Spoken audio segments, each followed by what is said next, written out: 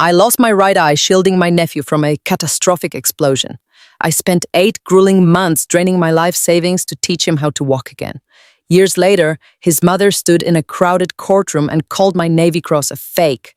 The judge, a man who had tolerated zero nonsense all morning, opened a sealed military file, looked down from the bench and whispered, "Sergeant, please stand." My name is Abigail Turner.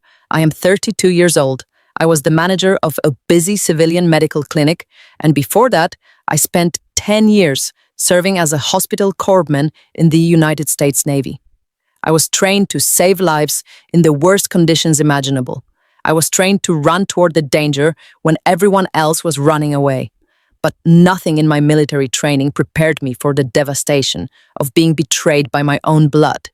If you have ever sacrificed pieces of your own body, your own future, and your own financial security for family members who only saw you as a tool to be used and discarded, you will want to listen to every single word of this story. The catalyst for the destruction of my life happened on the 4th of July. Our neighborhood block party was in full swing, suffocating under a thick, oppressive blanket of humid summer heat. The air was heavy tasting of charcoal smoke, cheap beer, and sunscreen. Children were running through the sprinklers, neighbors were setting up lawn chairs, and classic rock was blasting from a portable stereo. It was the picture of normal, safe American suburbia. I stood near the edge of the cul-de-sac, sipping a bottle of water, trying to enjoy the quiet weekend away from the clinic. I was watching my brother Matt and his wife Lauren. They were holding court by the folding tables, treating the block party like their own personal networking event. Lauren was wearing a pristine white designer sundress, laughing loudly, holding a plastic cup filled with a margarita. She was busy complaining to the neighbor about her recent country club fees. Matt was 10 feet away, holding a beer, showing off his new golf swing to the guy from across the street. Neither of them was paying any attention to my 6-year-old nephew Tyler. Tyler was an energetic, sweet kid wearing bright red shorts and a superhero graphic shirt. He was chasing a stray beach ball near the massive commercial grill the neighborhood association had rented for the holiday. The grill was an industrial setup hooked up to an oversized, rusted commercial propane tank. I noticed the tank was sitting on an uneven patch of cracked pavement baking directly in the punishing afternoon sun. My military training had hardwired me to constantly scan environments for anomalies, for threats. It is a survival habit you simply cannot turn off. I watched the pressure valve on the tank. Something looked fundamentally wrong. The metal collar was heavily corroded with rust, and a faint, distorted shimmer of leaking gas was warping the heat waves rising off the black asphalt. Then I heard the hiss. It was a high-pitched, violent sound, sharp and angry like a venomous snake cornered against a wall. The smell of rotten eggs, the chemical additive in propane suddenly cut through the smell of barbecue. I did not hesitate. I did not call out to Matt or Lauren. I just moved. I sprinted across the pavement, my sandals slapping hard against the hot concrete. Tyler was entirely focused on his runaway beach ball, completely oblivious to the hissing metal bomb just 3 feet behind him. I yelled his name, screaming for him to drop, but the sudden blast of a firework overhead and the sound of the neighborhood stereo completely drowned out my voice. The hiss turned into a mechanical scream. The pressure valve gave way. I dove. I threw my entire body weight forward, tackling Tyler to the ground. I wrapped my arms around his small torso, pulling him tight against my chest, and twisted my body in midair. I deliberately made sure my back and my right side took the position between his fragile body and the massive steel tank. The world tore open. The explosion was not just a loud noise. It was a massive physical force, a concussive shockwave that punched all the oxygen directly out of my lungs. A wall of blinding orange heat washed over us, instantly singing the hair off my arms. The deafening roar shattered the windows of the houses nearby and set off every car alarm on the street. Shrapnel from the ruptured steel tank and the heavy cast-iron grill exploded outward like jagged bullets. I felt a massive blunt force impact against my right shoulder, shattering the bone instantly. It was followed a microsecond later by a searing white, hot agony tearing through the right side of my face. It felt as though someone had driven a burning railroad spike directly into my skull. I hit the pavement hard, my body wrapping Tyler in a human shield absorbing the brunt of the blast. The ground shuddered violently beneath us. Screams erupted from every direction, piercing the ringing in my ears. I tried to open my eyes, but the right side of my face was completely numb, covered in something thick and warm. Blood was pouring into my mouth. My left eye managed to crack open. The sky was filled with thick, choking black smoke. Tyler was beneath me, coughing, crying out in absolute agony. I tried to speak to tell him he was safe, but my throat was choked with ash and blood. I could hear Matt yelling somewhere in the distance. I could hear Lauren screaming hysterically. I held onto Tyler as tightly as my shattered shoulder would allow. The edges of my vision darkened rapidly. The pain became a roaring, bottomless ocean, and then it dragged me under. I woke up 3 weeks later in the intensive care unit of the Regional Trauma Center. Waking from a medically induced coma is a horrifying experience. It is a slow, suffocating process of clawing your way up through dense layers of confusion, chemical haze, and excruciating pain. When I finally opened my eye, the harsh fluorescent lights of the hospital room burned like fire. Just one eye, my left eye. The right side of my face was completely wrapped in thick, tight surgical bandages. There was a rigid plastic tube shoved down my throat, forcing air into my lungs. Monitors beeped in a steady, relentless rhythm around my bed. Because I was a Navy corpsman, I did not need a doctor to translate the terrifying medical environment. I could read my own vital signs on the digital displays. I could look at the intravenous bags and identify the high-grade antibiotics and pain medication pumping directly into my veins. I knew what the specific heavy pattern of facial bandages meant. I knew the grim reality of my situation before the trauma surgeon even walked into the room. When the medical team finally removed the breathing tube, a full day later, my throat was raw and bleeding. The attending physician sat beside my bed.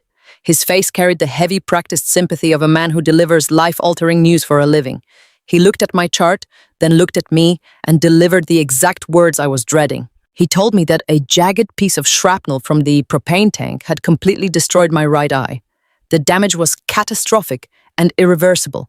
My eye had been traumatically enucleated, gone, scraped out and replaced with a temporary placeholder implant until the socket healed enough for a permanent glass prosthetic to be fitted. He then explained that the concussive force of the blast had also shattered my right clavicle into multiple pieces, requiring heavy steel plates and 12 screws to reconstruct. As I lay there, absorbing the words, I realized my civilian career was instantly destroyed. My position as a medical clinic manager required binocular vision for precise assessments, long hours of intense administrative focus, and immense physical stamina. I was looking at months, possibly years of grueling reconstructive surgeries, intensive physical therapy, and severe post-traumatic stress disorder management. My independent, hard-fought civilian life was entirely over. But my first raspy, blood-choked words to the doctor were not about my missing eye. They were about Tyler. The doctor sighed deeply, rubbing the back of his neck. Tyler survived, he told me gently. Your body shielded his vital organs, his chest, and his head.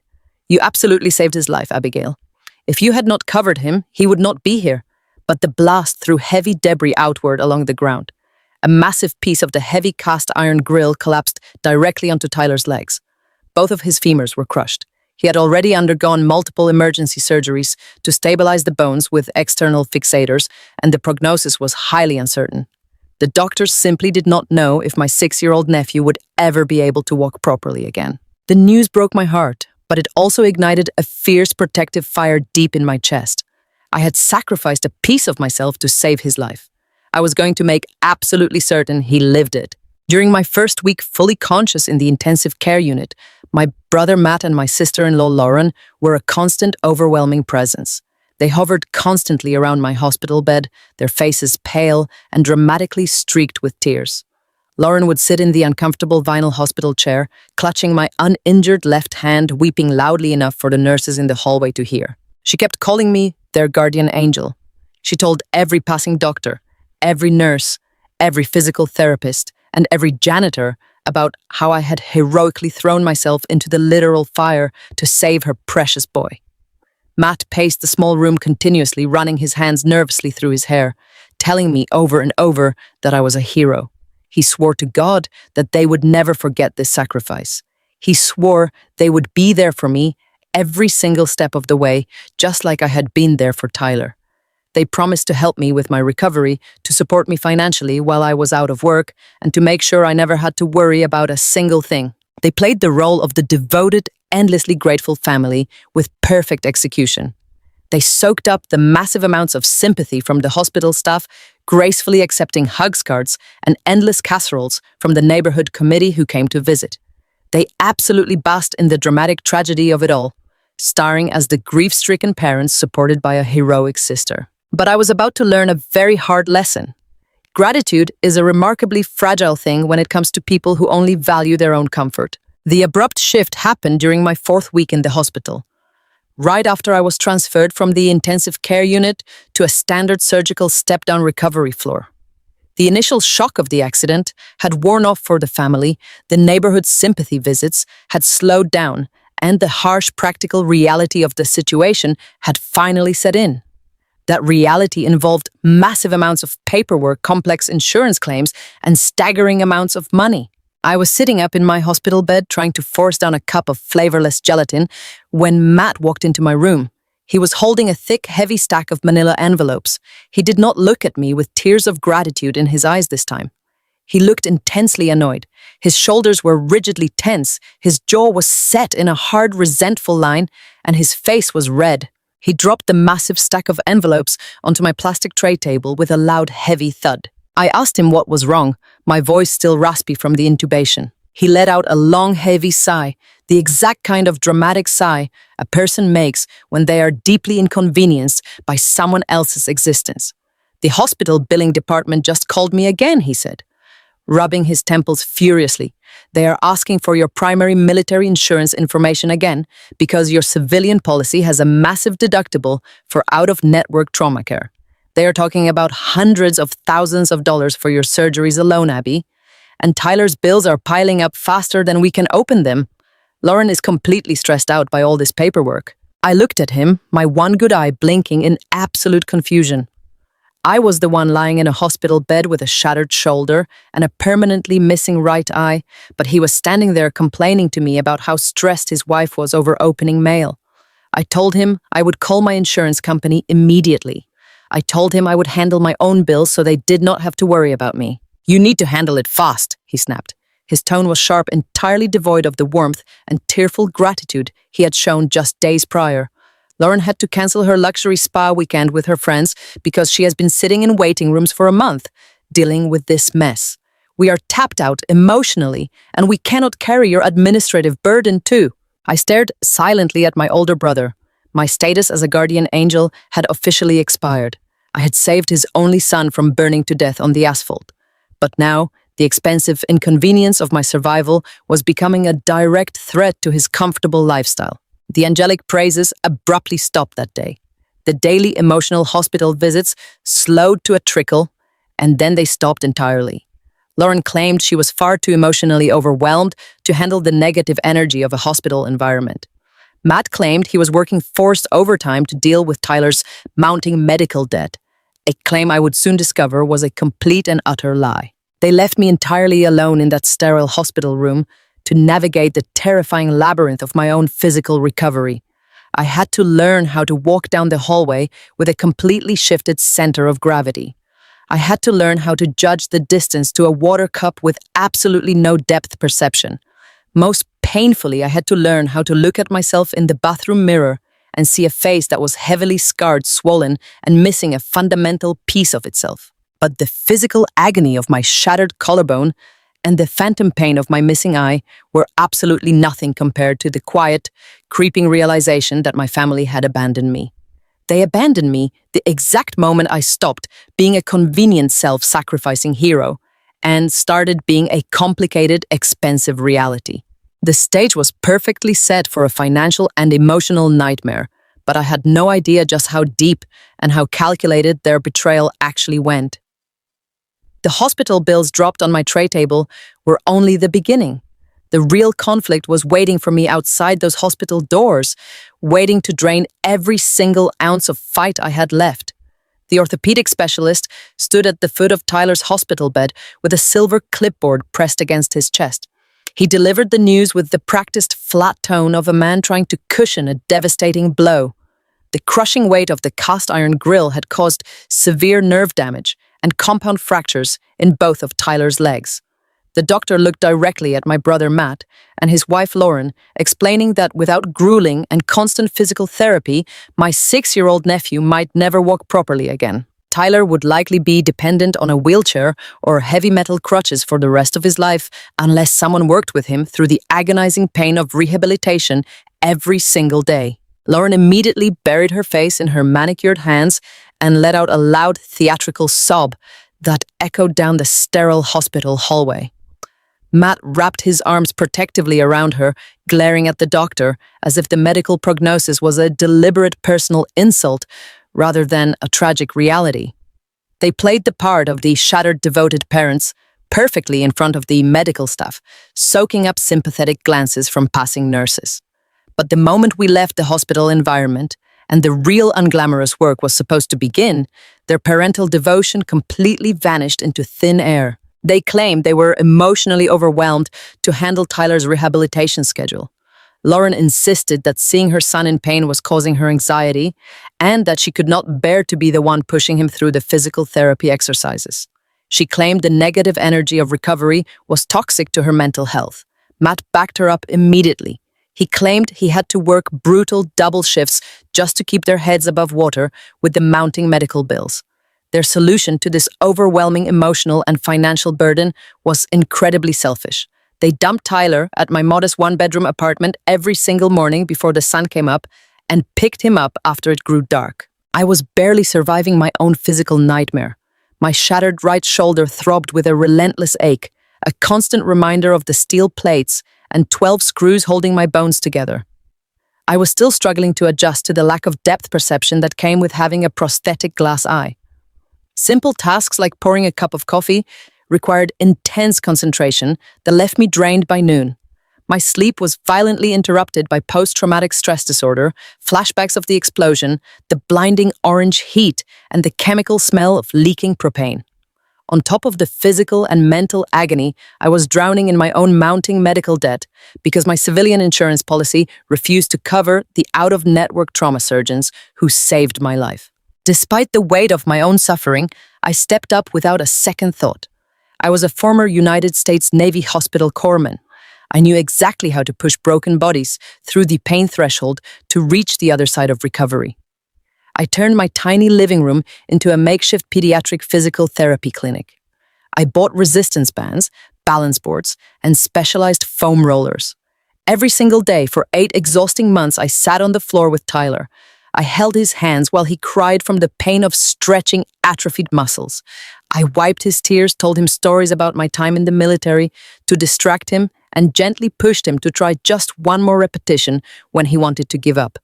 I became his drill instructor, his private nurse, and his biggest cheerleader. I did it all entirely for free, motivated by a fierce, unconditional love for the boy whose life I had saved. When Matt mentioned that their health insurance provider refused to cover the pediatric leg braces Tyler needed to practice standing, I did not hesitate.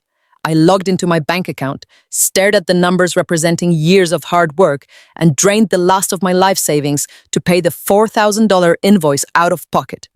I convinced myself I was investing in my nephew's independence, doing what any loyal family member would do in a crisis.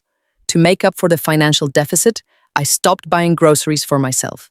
I started surviving on leftover oatmeal and canned beans, making sure Tyler always had fresh fruit and high-protein meals when he was in my care. I wore baggy thrift store coats to hide my rapid weight loss and the bulky outline of my shoulder brace.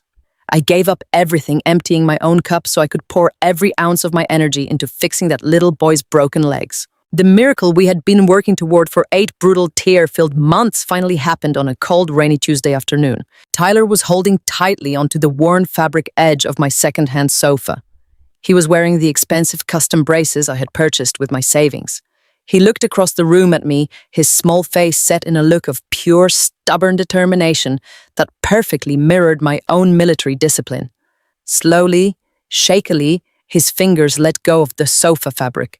He balanced on his own 2 feet for a terrifying, breathless second. Then he took a deliberate step forward. then another. He took 3 independent, completely unassisted steps straight into my waiting arms. We collapsed onto the carpet together, both of us crying tears of absolute unfiltered joy and relief. I grabbed my phone with shaking hands and immediately dialed Lauren's number. I was so overwhelmed with excitement, I could barely breathe.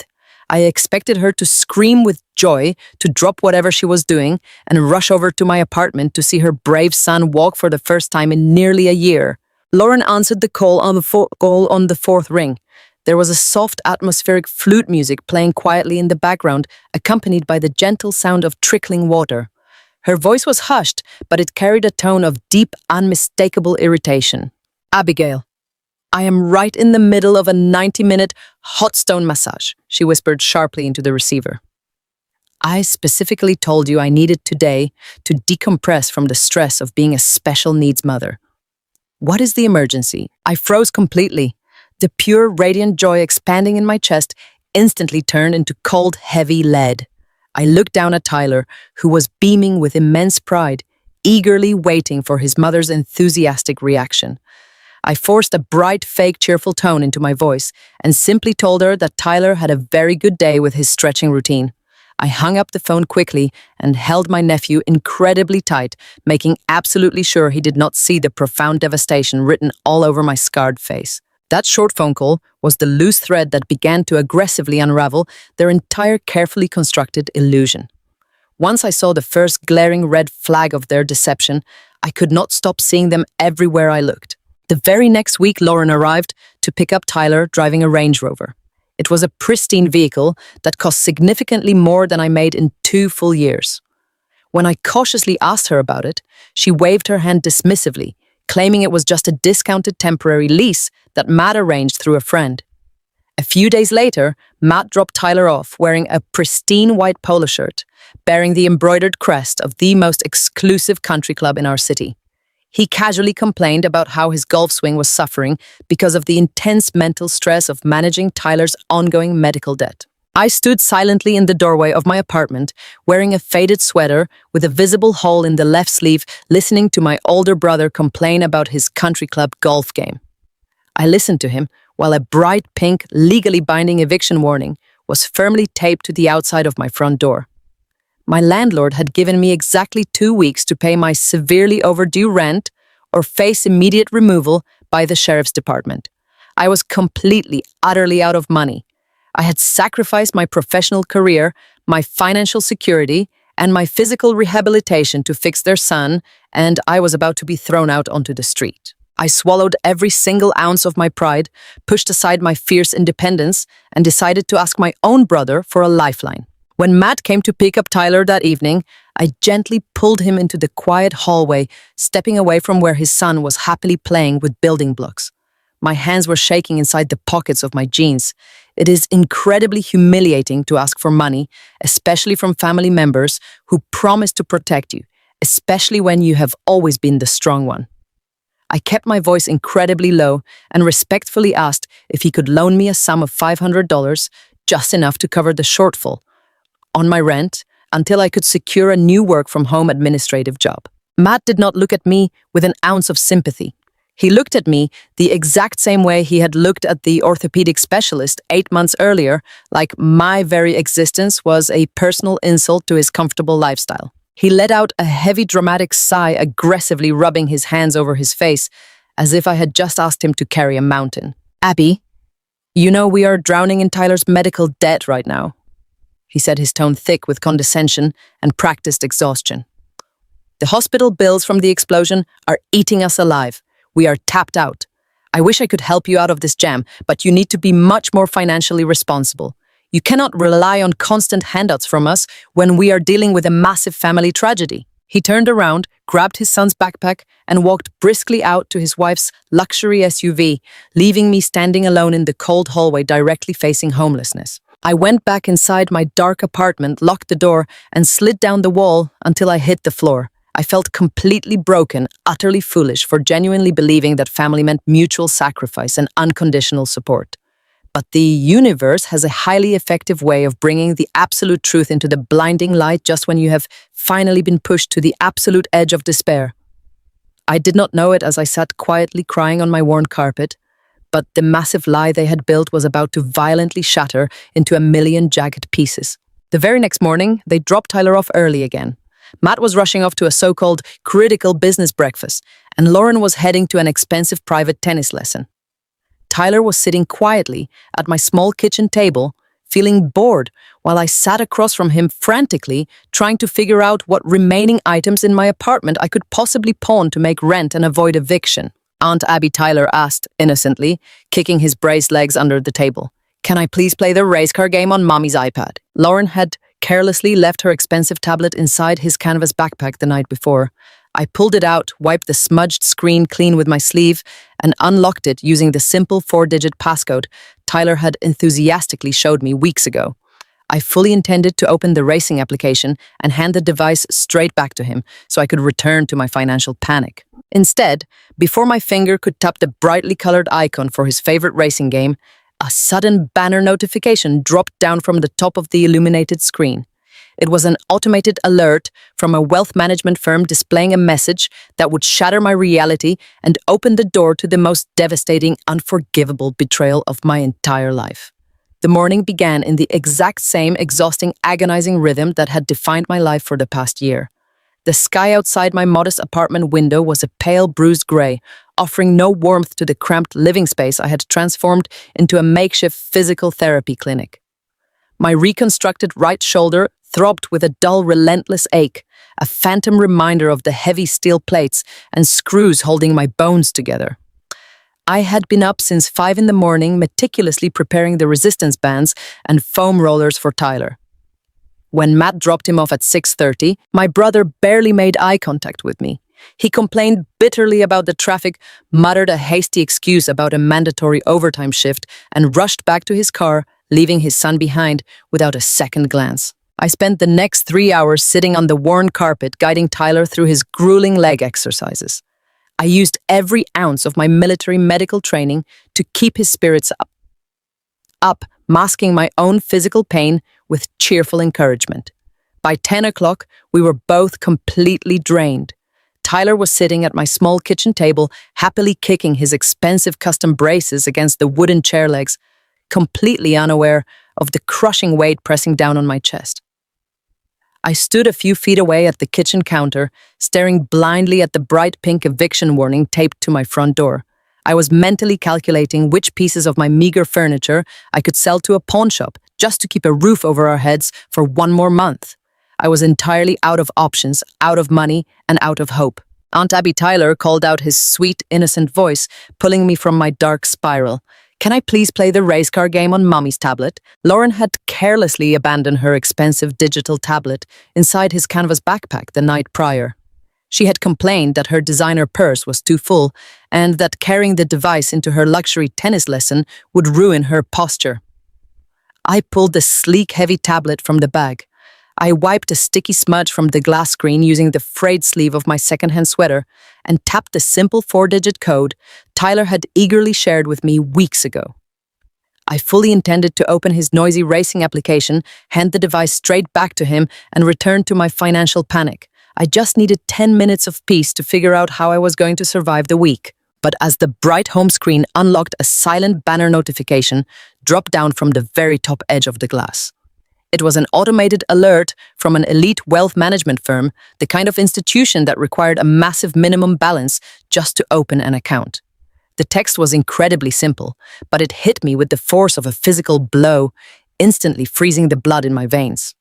It read, "Monthly dividend deposit confirmed $15,000. I stopped breathing. $15,000. That was more money than I had lived on for an entire year. My thumb hovered frozen over the smooth glass. My first instinct was denial. I desperately told myself it had to be a mistake, a stray spam message, or perhaps some corporate account Matt was managing for his demanding boss. But the heavy sinking dread in the pit of my stomach told a completely different story. My years of military training had hardwired me to trust my gut instincts in dangerous situations, and right then, every single alarm bell in my head was screaming that something was fundamentally wrong. I glanced over at Tyler, He was deeply engrossed in arranging his plastic action figures on the kitchen table, completely oblivious to the world shifting beneath my feet. I stepped backward into the small, shadowy hallway, moving entirely out of his line of sight, and I tapped the notification. The application opened instantly. Lauren had carelessly checked the box to remember her login credentials, entirely confident that no one in her world would ever dare to question her.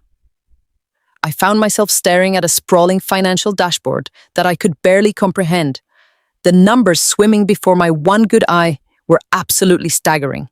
I was looking at a vast network of offshore trusts, high-yield savings accounts, and aggressive real estate investment portfolios.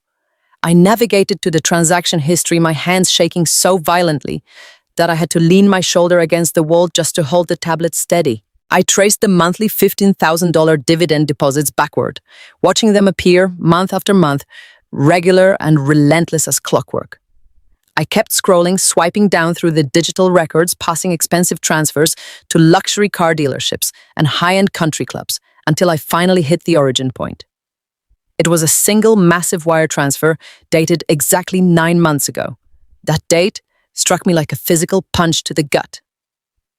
9 months ago, I was lying in a sterile hospital bed, suffering through my most agonizing reconstructive shoulder surgery, fighting off severe infections, and begging my family for emotional support. The deposit amount was $4.5 million. I stared at the payer listed on the wire transfer. It was the corporate insurance provider for the commercial propane company, the exact same company that had provided the faulty rusted tank for our neighborhood block party. I slid down the hallway wall until I hit the cheap carpet, the tablet clutched tightly in my trembling hands. The air in my lungs turned to ash. 9 months ago, behind my back, Matt and Lauren had secretly settled a massive, gross negligence lawsuit regarding the explosion. I clicked into a linked digital folder labeled Legal Documents, desperate to understand how they could have possibly secured such a staggering sum without my knowledge. I found a dense, heavily scanned file titled Final Settlement Agreement. I opened it and began to read, forcing the complex, microscopic legal jargon into sharp focus. The horrifying truth leaped off the glowing screen. The entire lawsuit, the entire multi-million-dollar claim was built almost exclusively on my physical destruction and my heroism. Page after page detailed the horrific nature of the blast, but they did not focus on Tyler. The lawyers had aggressively used my personal medical records to maximize the financial payout. They described the traumatic, irreversible loss of my right eye in gruesome clinical detail. They detailed the shattered bones in my shoulder, the heavy steel plates screwed into my skeleton, the permanent disfigurement of my face, and the severe post-traumatic stress disorder that had completely ended my civilian medical career. They weaponized my sacrifice. They used the undeniable fact that I had thrown my own body over Tyler to shield him from the burning shrapnel as the emotional cornerstone of their case against the propane company. They had monetized my tragedy. They had taken the worst day of my entire life, the day I lost a fundamental piece of my identity, and turned it into a winning lottery ticket for themselves. But that was not the worst part. The ultimate unforgivable betrayal was waiting for me at the very bottom of the heavy legal document. If the massive settlement was legally based on my catastrophic injuries, the money belonged to me. It was meant to cover my lifelong medical care, my prosthetic eye replacements, and Tyler's intense physical rehabilitation. Yet my bank account was completely empty, and I was facing imminent eviction.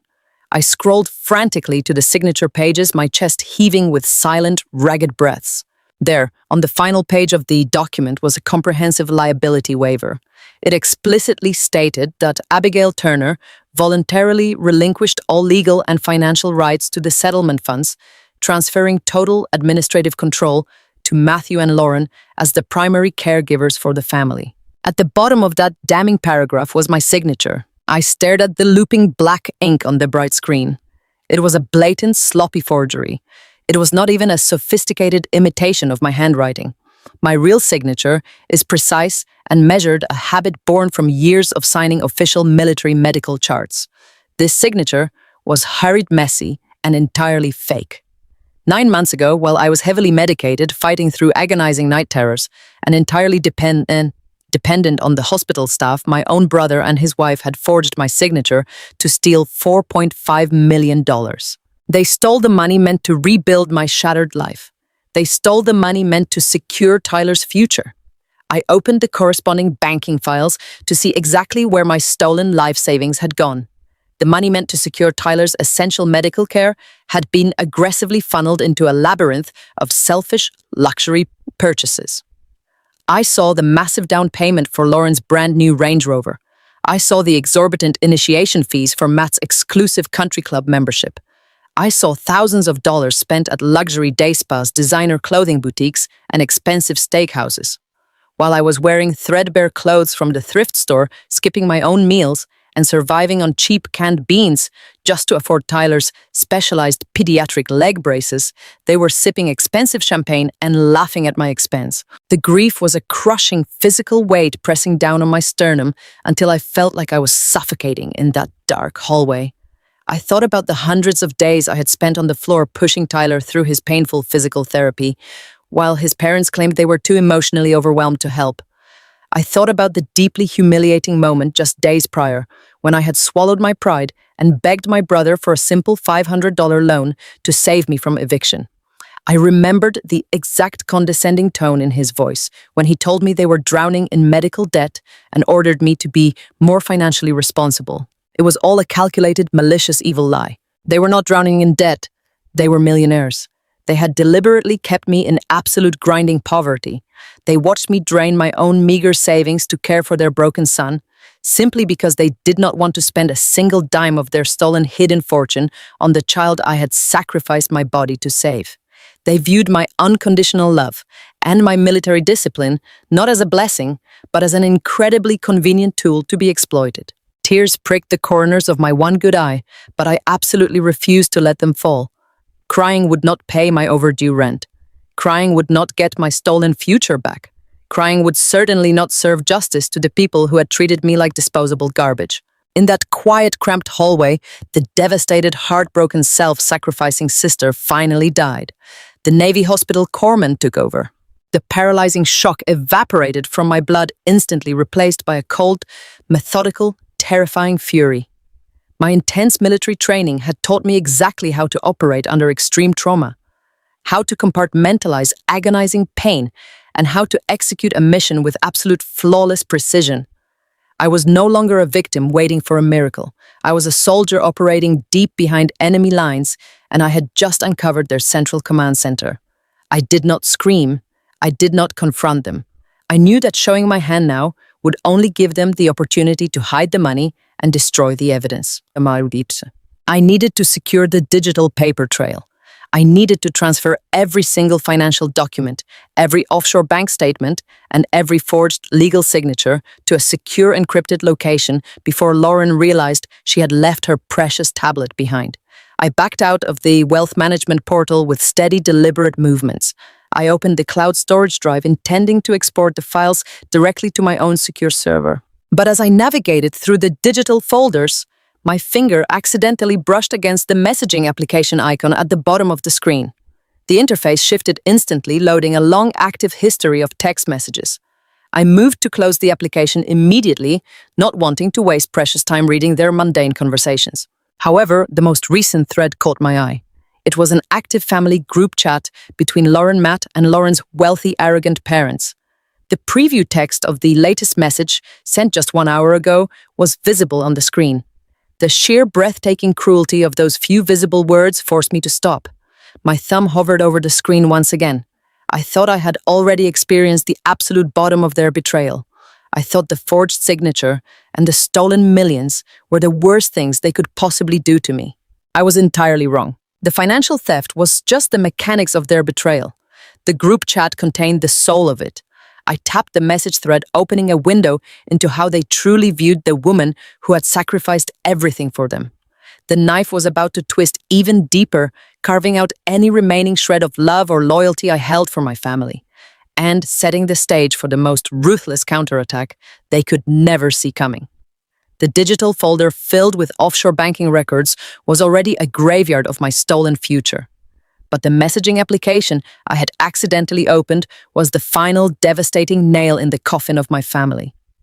I had simply brushed the brightly colored icon with my thumb, and now the heavy glass tablet displayed an active ongoing group chat. The participants listed at the top of the screen were Lauren, my brother Matt, and Lauren's extremely wealthy parents, Richard and Susan. The conversation had been active all morning while I was on the floor stretching Tyler's broken legs. I sat absolutely still on the cheap worn carpet of my dark hallway and read the words that would permanently extinguish any remaining shred of loyalty I held for the people who shared my blood. Lauren had sent a glossy photograph of a luxury real estate listing to the group. It was a massive sprawling vacation home nestled in the snowy mountains of Aspen. Beneath the beautiful photograph, she typed a long message complaining about the high property taxes associated with a second home. Her mother, Susan, replied almost immediately. Susan told her daughter not to worry about the trivial expenses because they had the massive settlement cushion to cover absolutely anything they wanted. Then Susan asked a question that made my blood run cold. She asked if I had started asking any suspicious questions about their finances yet. Lauren's response made the breath completely stop in my lungs. She typed that I was far too stupid and far too trusting to ever figure anything out. She told her parents that I was nothing more than a gullible, damaged cyclops. She actually typed those exact words into her device. She placed a laughing face icon right next to the horrific insult. She joked that losing my right eye in the explosion had somehow made me completely blind to the reality happening right in front of my heavily scarred face. I stared at the illuminated screen as the bright blue text bubbles continued to populate the feed. My heart was pounding so hard against my ribs that I could hear the blood rushing in my ears. I waited desperately for my older brother to type something. I waited for Matt to defend his sister, to tell his arrogant wife that calling the woman who saved their son a cyclops was crossing an unforgivable line. I waited for the boy I had grown up with to show a single ounce of human decency. Instead, Matt chimed into the conversation with a level of calculated cruelty that shattered me. He told Lauren's parents that they never needed to worry about me causing trouble. He wrote that Abby is totally used to blindly following orders because she's just a military grunt. He assured his wealthy in-laws that I would just keep cheerfully babysitting Tyler for free as long as they kept aggressively pretending they were drowning in medical debt. He typed that my guilt and my military discipline made me the perfect unpaid servant for their family. The betrayal was so absolute, so deeply and casually cruel, that it transcended normal anger. For a long moment, the narrow walls of my tiny apartment seemed to violently close in around me. I thought about the hundreds of grueling hours I had spent dragging my reconstructed aching shoulder across the living room floor to help their son learn how to walk again. I thought about the countless meals I had deliberately skipped so I could afford to buy Tyler fresh fruit and custom pediatric leg braces while I survived on plain oatmeal. They knew exactly how much physical and financial pain I was enduring. They knew I was facing imminent eviction from my home. They knew I was absolutely terrified of losing everything. And they were actively using my unconditional love as a convenient punchline in a private family chat room. The profound humiliation of reading their careless words burned through my veins like acid. They did not see me as a beloved sister. They did not see me as a hero. They saw me as a highly efficient, incredibly gullible piece of machinery they could exploit until I simply stopped working. I wanted to scream. I wanted to throw the expensive tablet against the wall and watch the glass shatter into 1,000 pieces. I wanted to march into the kitchen, call my brother, and demand to know how he could possibly sleep at night after selling my future for a luxury vacation home. But crying and screaming would not pay my overdue rent. Confronting them with righteous anger would not force them to return the millions of dollars they had legally stolen through forgery. If I tipped my hand now, if I showed them even a fraction of the devastating truth I had just uncovered, they would instantly close ranks. They would move the offshore money hire, an army of expensive corporate lawyers, and completely destroy the digital evidence before I could even file a police report. I took a deep, shuddering breath. I closed my good eye and forced the overwhelming grief deep down into a dark, locked box inside my mind. The heartbroken, dedicated sister ceased to exist in that cramped hallway. The Navy hospital corpsman, the woman trained to operate under extreme psychological trauma and make clinical decisions in the middle of a war zone, completely took over. I did not panic. I utilized every single organizational skill I had perfected as a medical clinic manager. I worked with cold, ruthless efficiency. I opened the tablet's web browser and quickly navigated to an encrypted offshore cloud storage service I had used during my administrative career. I created a brand new, highly secure account using a randomized password they could never guess. Then I began the meticulous process of transferring the evidence. I did not just save the forged legal waivers and the massive settlement agreement. I dug aggressively into their financial history. I downloaded every single offshore bank statement, every wire transfer receipt, and every luxury purchase invoice they had hidden in those folders. Finally, I opened the group chat again. I took high-resolution screenshots of every single cruel message, every laughing emoji, and every admission of their calculated deception. I uploaded the images directly to the secure server. I made absolutely certain that not a single trace of my activity remained on the device. I cleared the browser history, closed the background applications, and carefully wiped my fingerprints off the glass screen with the hem of my worn sweater. I walked back into the kitchen, completely composed, and gently slipped the tablet back into Tyler's canvas backpack, exactly where Lauren had abandoned it. I sat back down at the small kitchen table across from my nephew. Tyler looked up from his colorful plastic building blocks and gave me a massive, innocent smile. He had absolutely no idea that his parents were monsters. He was just a sweet, brave little boy who loved his aunt. I smiled back at him, my face a perfect, unreadable mask of gentle warmth. I helped him build a tall tower out of blocks, my hands perfectly steady, my voice light and encouraging. I spent the next 4 hours playing the role of the devoted, oblivious aunt flawlessly. When the doorbell finally rang late in the afternoon, I knew it was Lauren. I stood up, smoothed the front of my faded jeans, and walked to the front door. I unlocked the deadbolt and pulled the door open to find my sister-in-law standing on the welcome mat. She looked immaculate. She was wearing designer sunglasses, a pristine white cashmere sweater, and expensive leather boots. The overpowering scent of her high-end floral perfume filled the narrow hallway, a sharp contrast to the smell of cheap cleaning supplies in my apartment.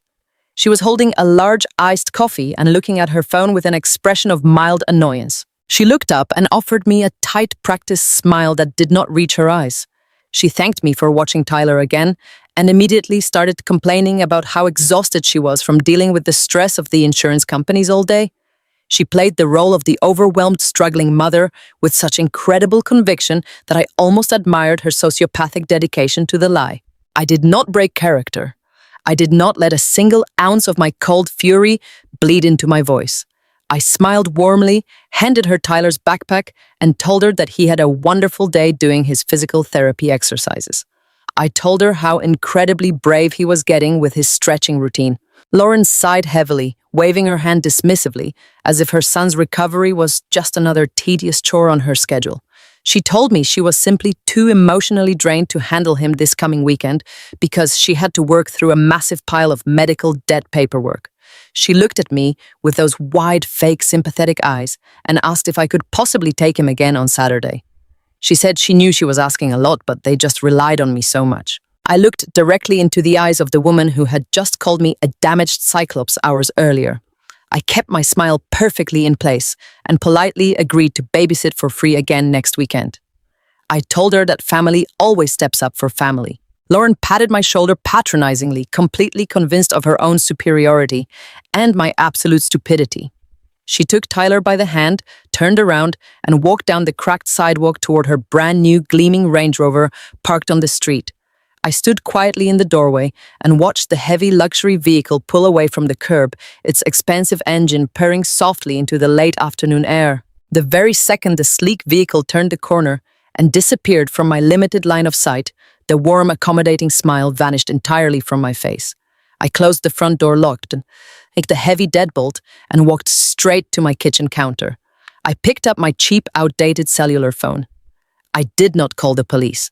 The police would simply view this as a complex civil matter between family members and tell me to hire a lawyer. I did not call my bank because the money was already gone and hidden behind corporate shell companies. I opened my internet browser and searched for the most aggressive, ruthless personal injury and corporate fraud attorney in the entire state. I bypassed the friendly neighborhood lawyers and the family mediators.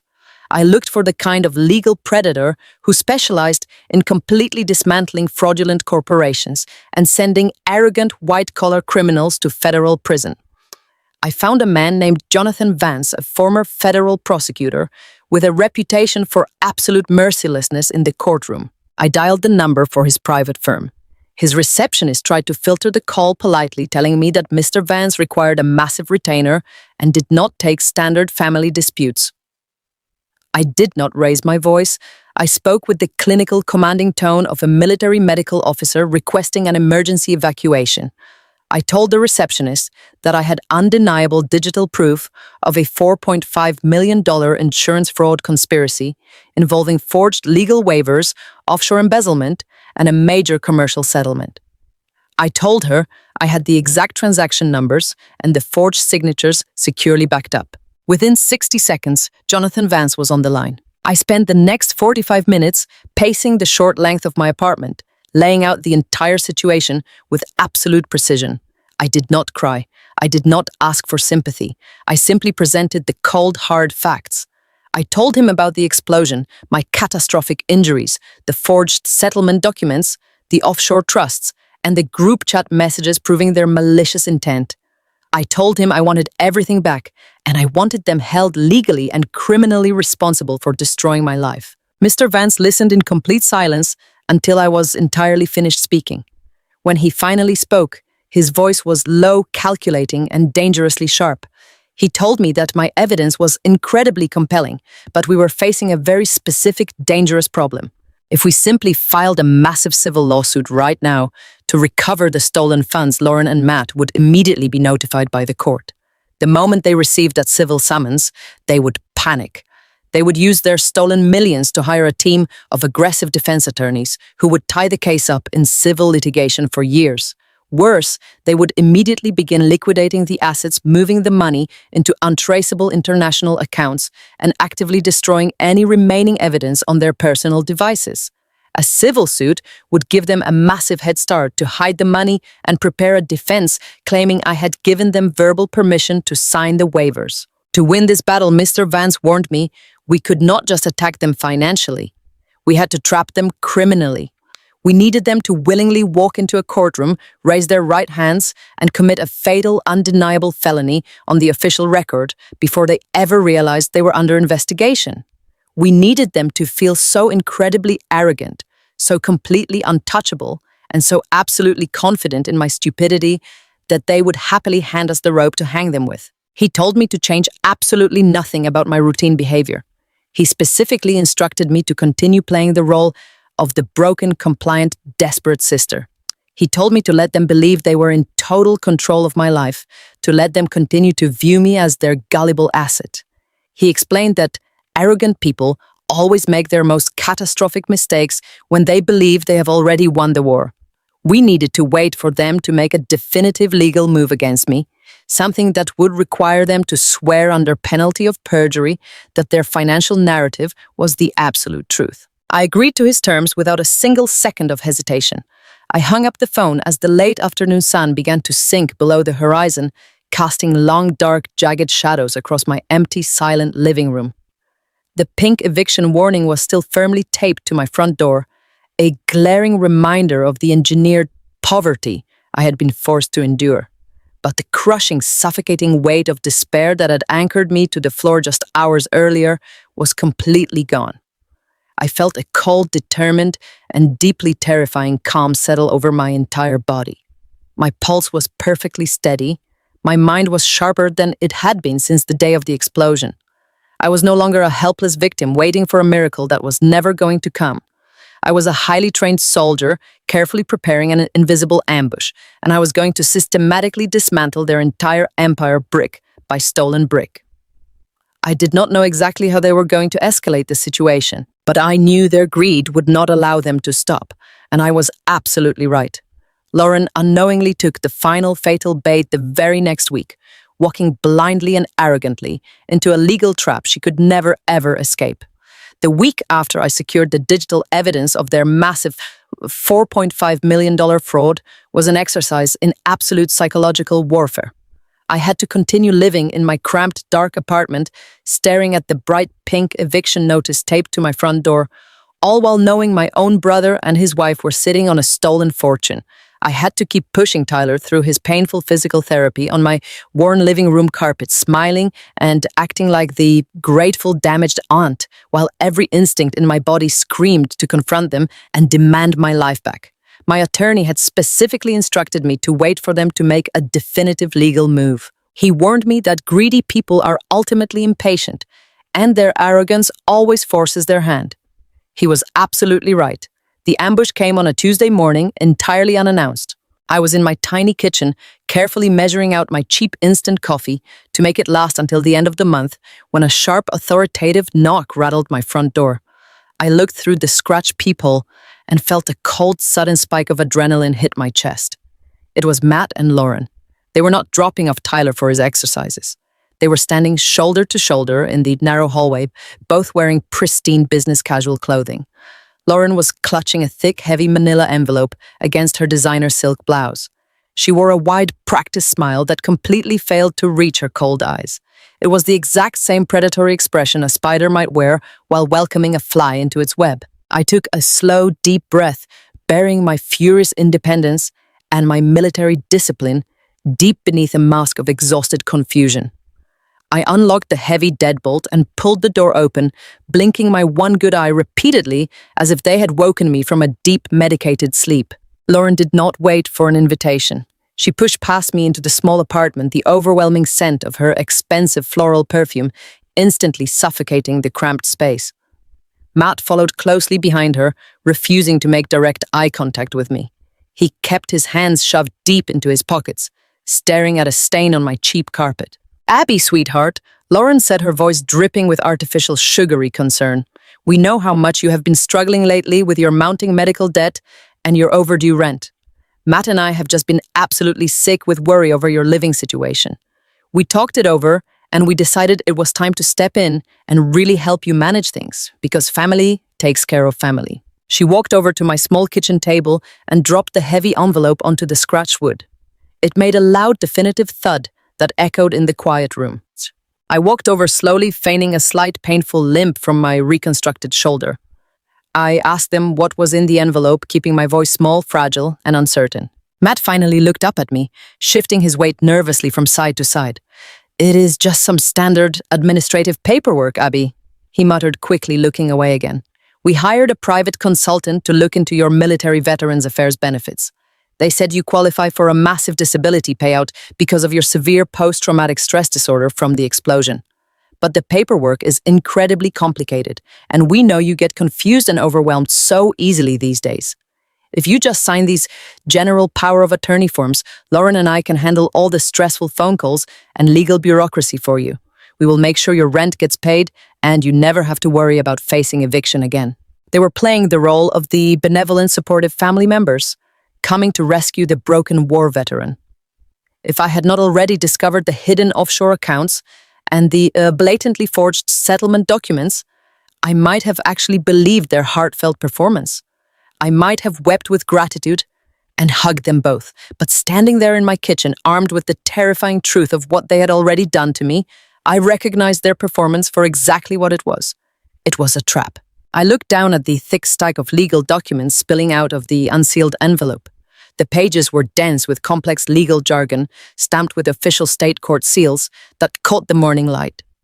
My military medical training had taught me never to sign any document without completely verifying the chain of custody and reading every single line. I noticed the words "petition for appointment" buried beneath a mountain of distracting clauses. I reached out with a deliberately trembling hand, playing the part of the overwhelmed, damaged victim flawlessly. I touched the edge of the thick paper and looked up at Lauren with wide, tearful eyes.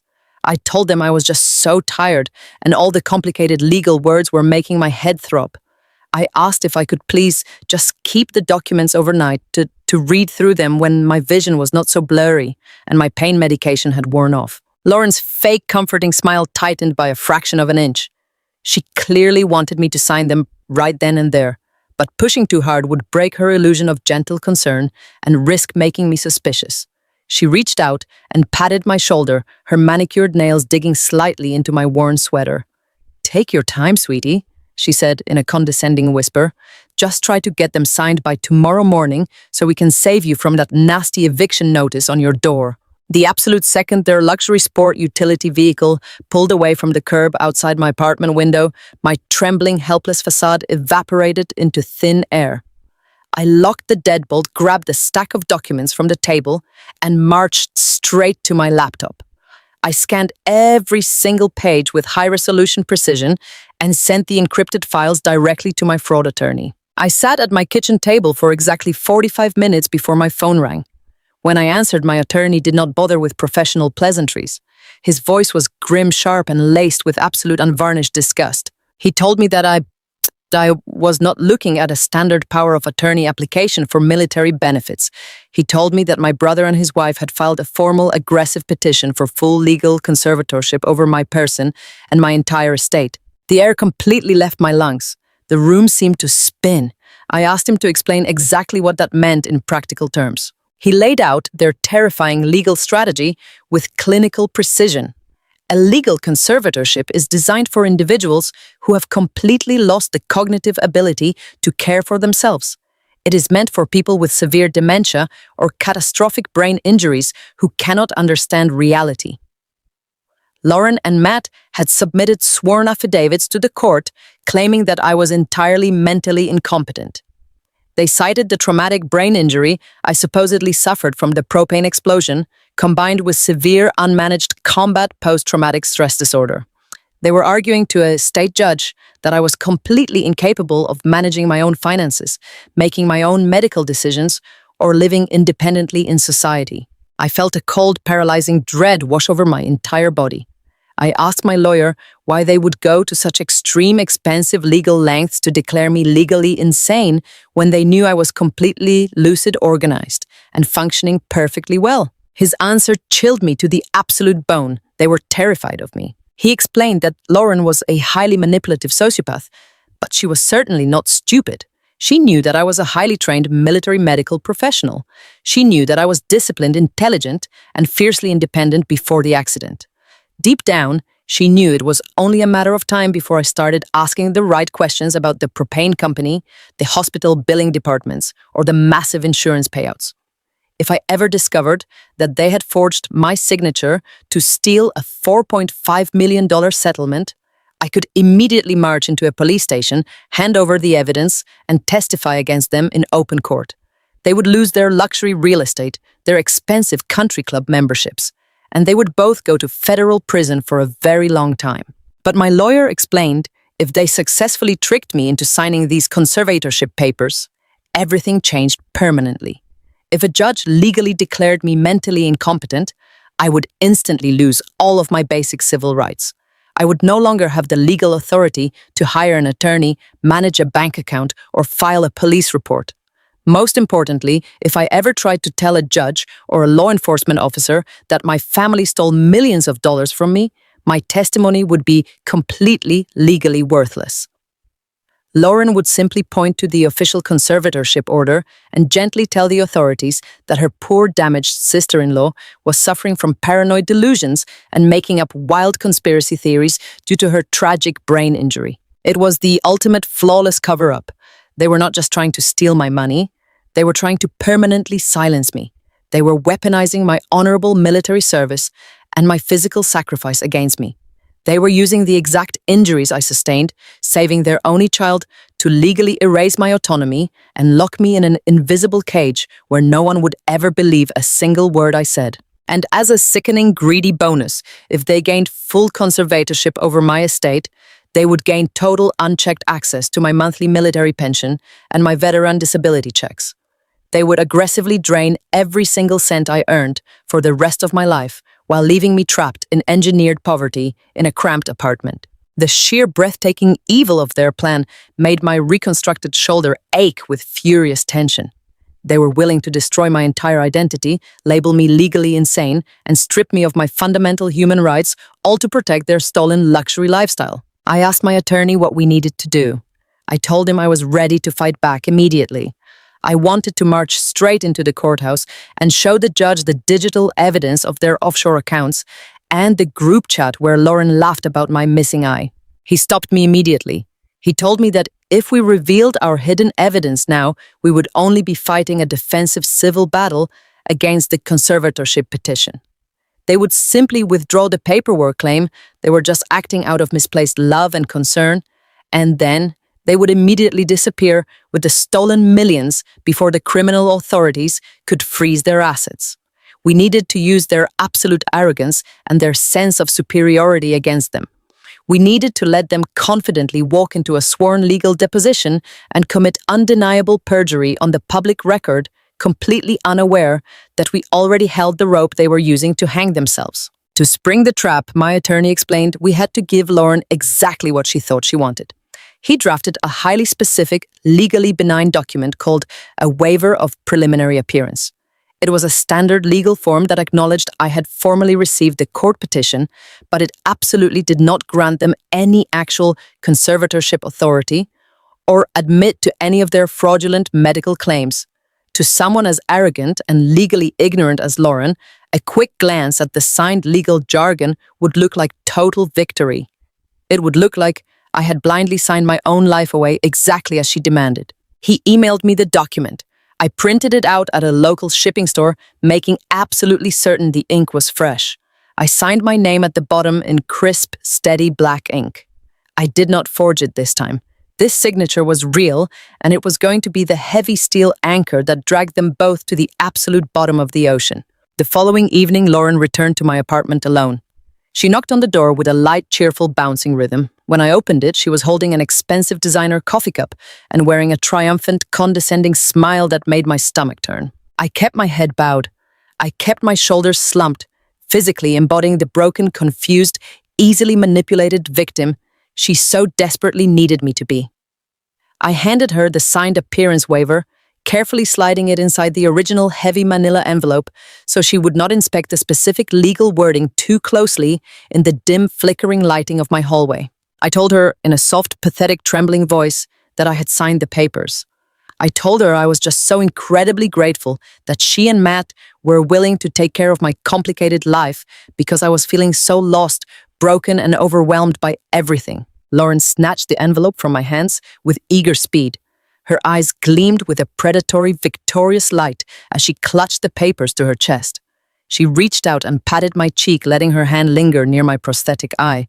It was a gesture so deeply patronizing and intentionally cruel that it took every ounce of my intense military discipline not to slap her hand violently away. "Oh, Abby," she cooed, her voice practically vibrating with smug, absolute satisfaction. "You did the exact right thing. You just rest now. Matt and I are going to take complete control from here.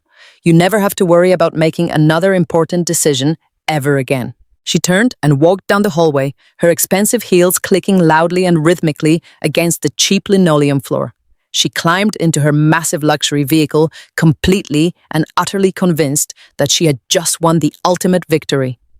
She truly believed she had successfully silenced the gullible, damaged sister-in-law, forever securing her stolen millions without a single drop of sweat. She had absolutely no idea that she had just swallowed a mouthful of broken glass. By accepting that specific signed waiver and filing it with the court, she had unknowingly triggered a mandatory sworn legal deposition. She had legally locked herself into a formal process where she would soon be forced to sit in front of a court reporter, raise her right hand and swear under penalty of perjury that all of her fraudulent claims were the absolute truth. She thought she was building a permanent silent cage for me, but she was actually building a federal prison cell for herself.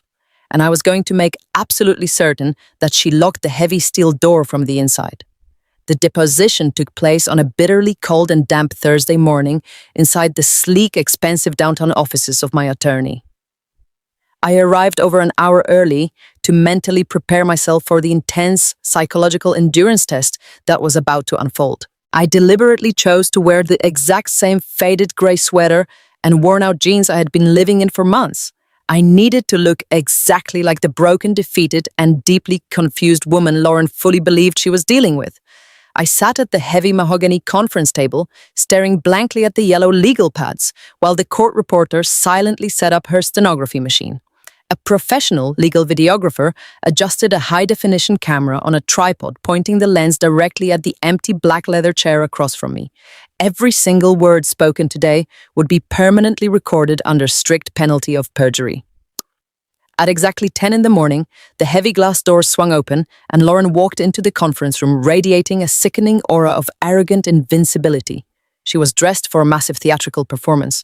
She wore a pristine tailored white designer suit that likely cost significantly more than my annual rent payments. Her blonde hair was perfectly styled, and the overpowering scent of her expensive floral perfume immediately suffocated the sterile air of the legal office. She did not bring a defense lawyer with her.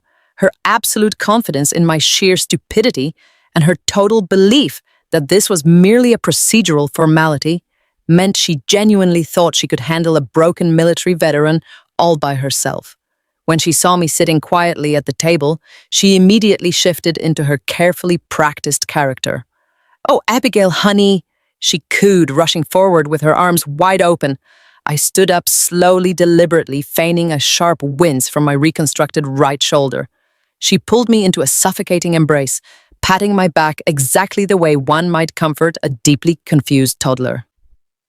"I am just so incredibly proud of you for taking this necessary step," Lauren whispered loudly enough for the court reporter to document the interaction. "I know exactly how confused and overwhelmed you have been lately, but Matt and I are going to get you the psychiatric help you so desperately need because family always takes care of family, right?"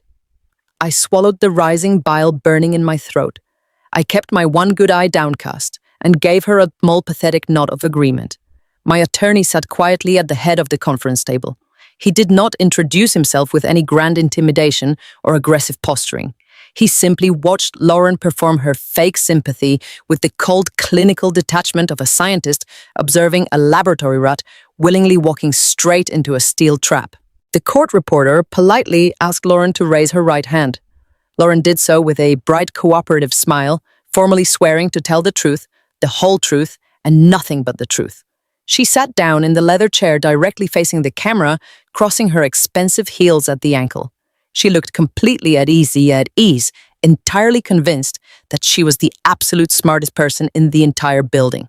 She had absolutely no idea that every single financial document, every forged legal signature, and every cruel group chat message was currently sitting securely inside the locked briefcase, resting right next to my attorney's polished shoes. My attorney began the formal deposition with painfully mundane procedural questions. He established her full name, her residential address, her marital status to my brother Matt, and her exact relationship to me. He spoke in a mild, monotone voice, deliberately lulling her into a false sense of absolute security. He acted like a bored, bureaucratic lawyer who was simply checking boxes on a mandatory state form to finalize a routine conservatorship. Lauren ate the performance up completely. She leaned forward, resting her manicured hands on the mahogany table, answering his background questions with exaggerated patience and dramatic sighs. After 20 minutes of establishing mundane background details, my attorney subtly shifted the direction of the questioning toward the neighborhood explosion and the resulting financial fallout. He asked her to describe the tragic events of the 4th of July block party for the official legal record. Lauren closed her eyes and sighed heavily, playing the role of the traumatized, grieving mother with flawless execution.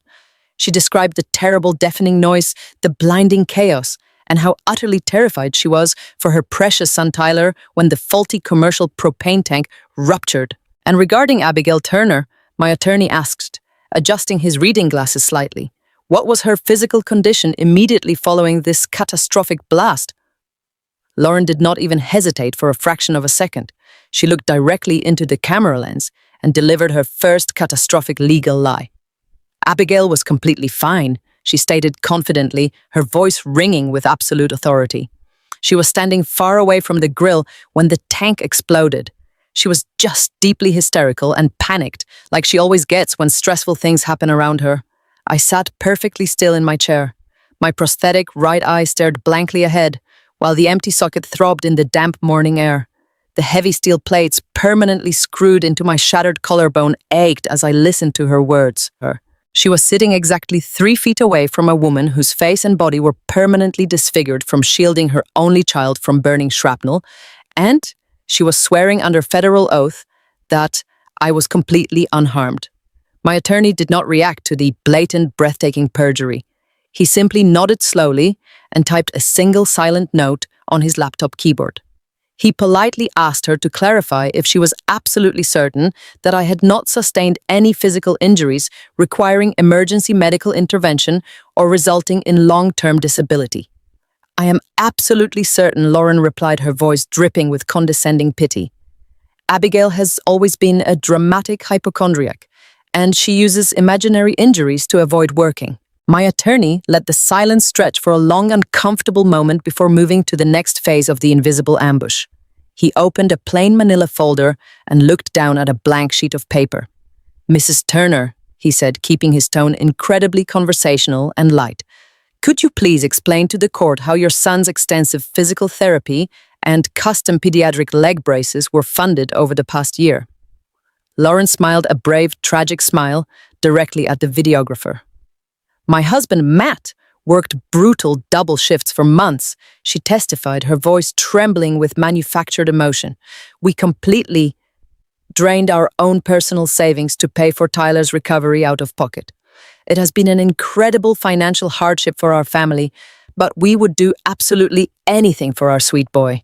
"And did Abigail contribute financially or physically to Tyler's rehabilitation process?"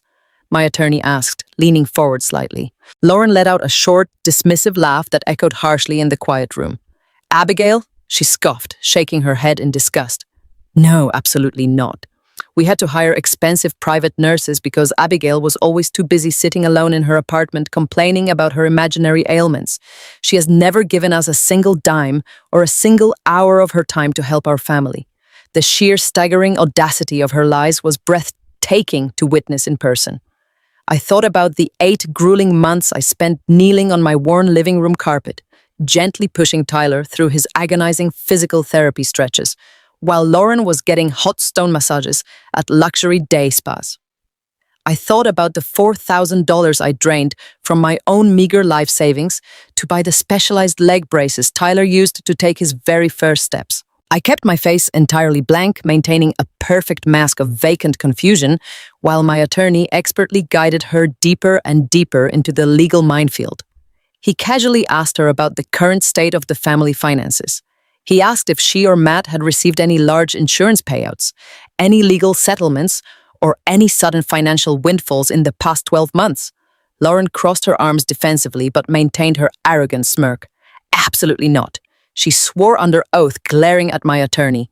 "We are struggling just to pay our basic mortgage every month because of the crushing medical debt.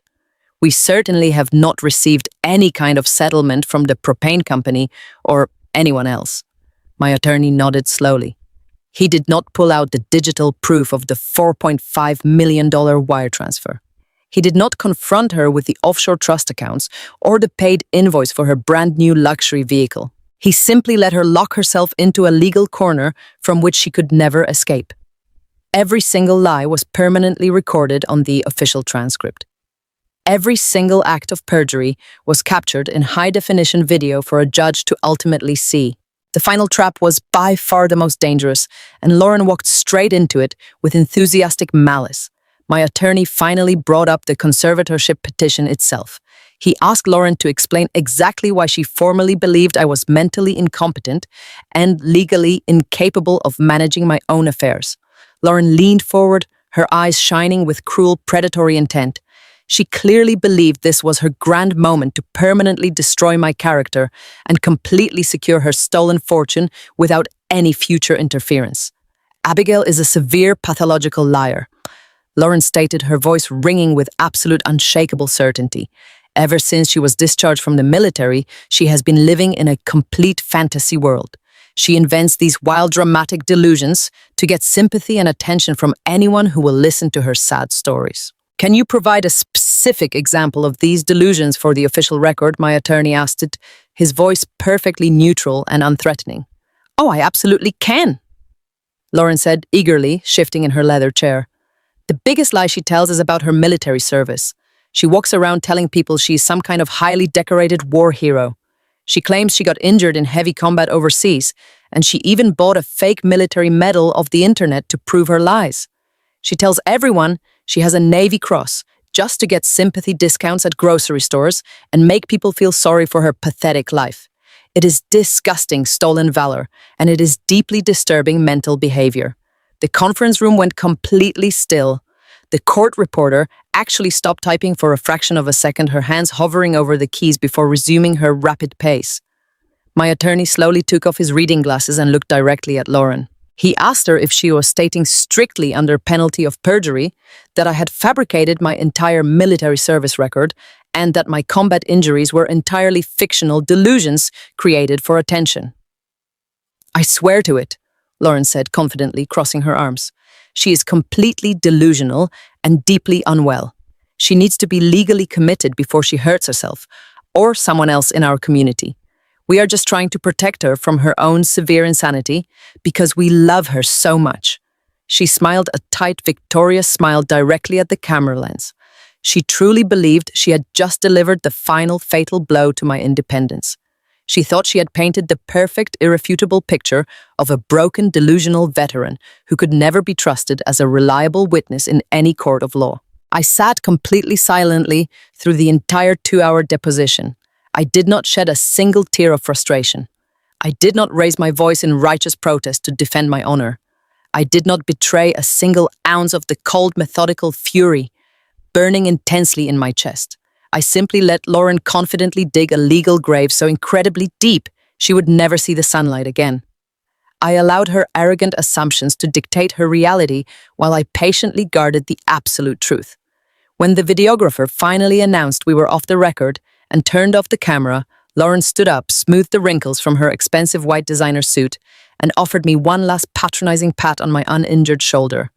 "You did great today, Abigail," she whispered with fake sweetness. "Soon all of this stressful legal paperwork will be over and you can just rest." She walked out of the conference room completely oblivious to the fact that she had just willingly handed a ruthless fraud attorney enough undeniable evidence to put her in a federal prison for years. The trap was fully set and the steel jaws were ready to snap shut. The next time I would see Lauren and my brother Matt would be in a formal courtroom hearing in front of a strict, no-nonsense district judge. They would walk in, expecting to finalize a quiet conservatorship and walk out with absolute control over my life. Instead, they were about to collide with a devastating reality that would publicly strip away every single lie they had ever told. I remained seated at the mahogany table, listening to the click of Lauren's designer heels echoing down the hallway until they faded into total silence. My attorney calmly closed his manila folder and looked over at me with a grim, satisfied expression. "We have everything we need," he said quietly. "Now we let the judge do the rest." The heavy oak doors of the district courthouse swung closed behind me, shutting out the dull roar of the city traffic. Inside the courtroom, air was thick, suffocating, and entirely saturated with the sharp scent of polished wood and nervous sweat. I walked down the central aisle toward the plaintiff table, my low-heeled shoes clicking rhythmically against the scuffed marble floor. I was wearing a simple conservative navy blue suit. I had carefully arranged my hair to fall naturally around the right side of my face, slightly obscuring the heavy surgical scars that radiated outward from my prosthetic eye. My brother Matt and his wife Lauren had already arrived. They were seated at the defense table, looking like a flawless advertisement for suburban American prosperity. Matt wore a tailored charcoal suit that emphasized his broad shoulders, though his hands were nervously twisting a gold pen. Lauren was an absolute vision of manufactured innocence. She wore a modest, high-necked pastel dress, her blonde hair pulled back into an elegant, restrained clasp. She had applied her makeup specifically to look exhausted, pale, and deeply burdened by the tragic responsibility of caring for her severely mentally ill sister-in-law. But the most disturbing element of the room was not the defense table. It was the gallery behind us. Lauren had not come to this hearing quietly. She had weaponized her social circle. The wooden pews were packed shoulder to shoulder with nearly 50 members of their prominent community church congregation. I recognized their faces instantly. These were the people who had brought casseroles to my hospital room during the first week of my recovery, the people who had prayed over my shattered shoulder, the people Lauren had actively manipulated for over a year. She had invited them here today to witness her final tragic victory. She wanted an audience to watch her officially take legal conservatorship over my life. She needed them to see her as the long-suffering martyr forced to institutionalize a dangerous, delusional war veteran. As I took my seat next to my attorney, Jonathan Vance, I could feel the physical weight of 50 pairs of eyes burning into the back of my neck. I could hear their hushed, sympathetic whispers echoing against the high-vaulted ceiling. They were murmuring about my tragic brain injury, my supposed aggressive outbursts, and the heavy cross Lauren was forced to bear. They had absolutely no idea they were sitting in a slaughterhouse, and Lauren was the one leading herself directly to the block. The bailiff called the courtroom to order, and District Judge Harrison took the bench. Judge Harrison was a man in his late 60s with a face carved from granite and a reputation for possessing absolutely zero tolerance for courtroom theatrics. He adjusted his heavy reading glasses, opened the thick case file, and looked down at the room with an expression of profound, intimidating boredom. He stated for the record that this was a formal hearing to finalize the petition for legal conservatorship filed by Matthew and Lauren, and to address the emergency counterclaims of fraud filed by my legal counsel. He did not waste time with pleasantries. He ordered Lauren to take the witness stand immediately to verify the sworn affidavits she had submitted regarding my mental incompetence. Lauren stood up gracefully. She offered a small, brave, trembling smile to the church congregation behind her, soaking up their silent encouragement before walking to the wooden witness box. She placed her left hand on the Bible, raised her right hand, and swore under penalty of perjury to tell the whole truth. She sat down, smoothed the fabric of her pastel dress, and looked toward the judge with wide, tearful eyes. She was entirely in her element. She believed she was untouchable. My attorney, Mr. Vance, stood up slowly from our table. He buttoned his suit jacket, picked up a single manila folder, and walked deliberately toward the center of the room. He did not begin with aggression. He began with a series of incredibly mundane foundational questions. He asked Lauren to confirm her residential address, her marital status, and her relationship to me. He spoke in a mild, almost conversational tone, actively lulling her into a false sense of absolute security. Lauren answered each question with eager cooperation. She painted a vivid, horrifying picture of my daily life, claiming I suffered from severe paranoid delusions, violent night terrors, and a complete inability to comprehend basic financial reality. She testified that I frequently forgot where I was, that I refused to pay my own rent, and that she and Matt were bankrupting themselves trying to pay for my nephew Tyler's physical therapy. I sat perfectly still at the plaintiff table. I did not shake my head. I did not show anger. I simply stared at my hands folded neatly in my lap. I allowed her to build her towering monument of lies brick by brick, knowing that every single word she spoke was being permanently recorded by the court stenographer. Then Mr. Vance subtly shifted the direction of his cross-examination. He walked back to our table, retrieved a second much thicker folder, and approached the witness stand. He asked Lauren to confirm once again under federal oath that she and Matt were suffering from severe financial hardship due to the medical debt incurred from the propane explosion. Lauren nodded emphatically, a single perfectly timed tear slipping down her cheek. She swore that they had drained their life savings, that they were drowning in debt, and that they had never received any form of financial compensation or legal settlement from the commercial propane company responsible for the blast. Mr. Vance stopped walking. The mild conversational tone vanished from his voice, instantly replaced by the sharp metallic edge of a trap snapping shut. He handed a stack of papers to the court bailiff requesting they be entered into evidence and presented directly to the judge. Then he turned back to Lauren. He asked her to explain why, if she was suffering from crushing poverty, a wealth management firm had recorded a direct wire transfer of $4.5 million into a newly established offshore trust account under her name exactly 9 months ago. The air in the courtroom seemingly vanished. The hushed whispers from the church congregation behind me stopped instantly, replaced by a suffocating absolute silence. Lauren froze. The brave, tragic smile physically dropped off her face. The color drained from her cheeks so rapidly she looked as though she might collapse. Her eyes darted frantically toward Matt, who was suddenly gripping the edges of the defense table so hard his knuckles were completely white. Judge Harrison flipped open the documents Mr. Vance had submitted. He read the first page, his heavy brow furrowing deeply. He read the second page, and his expression darkened into something truly terrifying.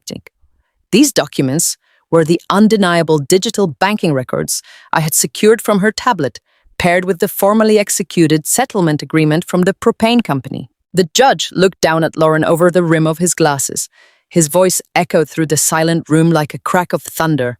He demanded that Lauren explain the nature of the settlement documents currently sitting on his desk. He demanded to know why she had just sworn under oath that her family was bankrupt when he was looking at irrefutable proof of a massive multi-million-dollar legal payout. Furthermore, he demanded to know why the liability waivers attached to the settlement bore my signature, relinquishing all financial rights to the money when my attorney had just submitted forensic evidence proving those signatures were blatantly forged. Panic, raw and unfiltered, seized Lauren. She was trapped in the wooden witness box, cornered by a furious federal judge, with her entire church congregation watching her carefully constructed illusion shatter into a million jagged pieces. She could not deny the banking records. She could not explain away the forged settlement documents. She realized in a fraction of a second that her legal conservatorship plan had completely failed, and she was suddenly staring directly at the very real possibility of a federal prison sentence for felony fraud and perjury. When narcissistic, arrogant people are backed into a corner with absolutely no avenue of escape, they do not confess. They do not apologize. They attack with everything they have. Lauren lost complete control of the narrative. Her chest heaved violently. She gripped the wooden railing of the witness box, her manicured nails digging into the polished oak. She looked directly at me, her eyes wide with a manic, desperate hatred, and she went straight for the throat to destroy my character. She pointed a shaking finger directly at my face. She screamed that the documents were fake. She screamed that I was a manipulative, vindictive sociopath who had hacked into her computer to create fraudulent bank statements just to ruin her life. Her voice echoed harshly off the high ceilings, completely devoid of the sweet, cultured tone she had used just moments before. But that was not enough. She needed to prove to the judge and the congregation that I was entirely insane. She needed a massive, shocking accusation to invalidate my existence. She turned frantically back to the judge, her voice rising to a hysterical pitch. She yelled that I was a complete fraud. She yelled that my entire identity was built on a foundation of pathetic, delusional lies. She told the judge that I suffered from extreme delusions of grandeur, claiming that I walked around the community telling everyone I was a highly decorated war hero. She shouted that I was so deeply mentally ill and so desperately hungry for attention that I had actually gone onto the internet and purchased a fake military medal. She screamed the words, "stolen valor," at the top of her lungs. She testified, swearing under oath, that I had bought a fake Navy Cross online. She claimed I carried it around in my purse to get sympathy discounts at grocery stores and free meals at local restaurants. She pointed at my prosthetic eye and screamed that I had lost it in a drunken car accident years ago, and that I had simply invented the story about shielding Tyler from the propane explosion to make myself look like a martyr. She presented this fabricated military medal as the absolute undeniable proof of my severe insanity, demanding that the judge ignore the financial documents and immediately lock me away in a psychiatric institution before I could hurt anyone else. The reaction in the courtroom was instantaneous and utterly devastating. The congregation behind me erupted into a collective gasp of profound horror and disgust. In modern American society, and especially within conservative community churches, the accusation of stolen valor is considered an unforgivable moral crime. To fake military service to buy a medal of extreme valor intended for those who shed blood for their country is a line that no decent human being ever crosses. The murmurs behind me swelled into an angry, restless tide. I could hear chairs scraping against the marble floor. I could hear the people who had once prayed for me muttering insults under their breath. They believed her. They looked at the beautiful weeping mother on the witness stand, and they looked at my scarred face, and they chose to believe that I was a sick, twisted, fraudulent monster who was terrorizing a loving family. Matt sat at the defense table, his head buried in his hands, completely paralyzed by the catastrophic explosion of his wife's panic. I did not move a single muscle. I sat perfectly rigid in my chair, staring straight ahead. My heart was pounding a frantic rhythm against my ribs, but I forced my breathing to remain slow and measured.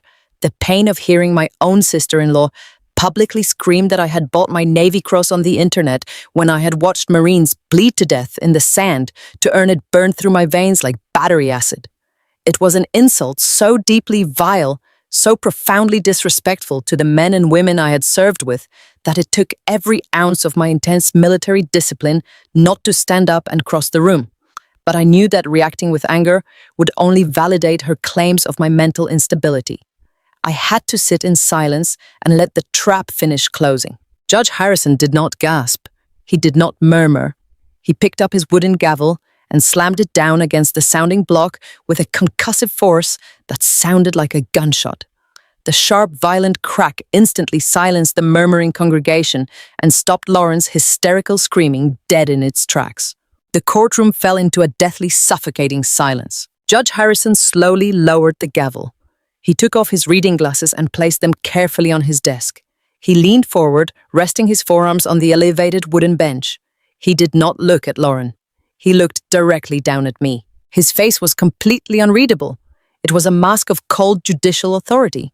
His eyes narrowed slightly, studying my posture, studying the severe surgical scars on my face, studying the quiet, disciplined way I was sitting at the plaintiff table while my entire character was being publicly assassinated. Stolen valor is a severe federal allegation. Judge Harrison said, his voice dangerously low, cutting through the silence like a serrated blade. He turned his attention back to Lauren, his eyes locked onto her pale, sweating face. You are testifying under penalty of perjury that this woman has fabricated her entire military service record, that her combat injuries are entirely fictional, and that she has fraudulently claimed to be a recipient of the Navy Cross. Is that your formal testimony before this court? Lauren swallowed hard.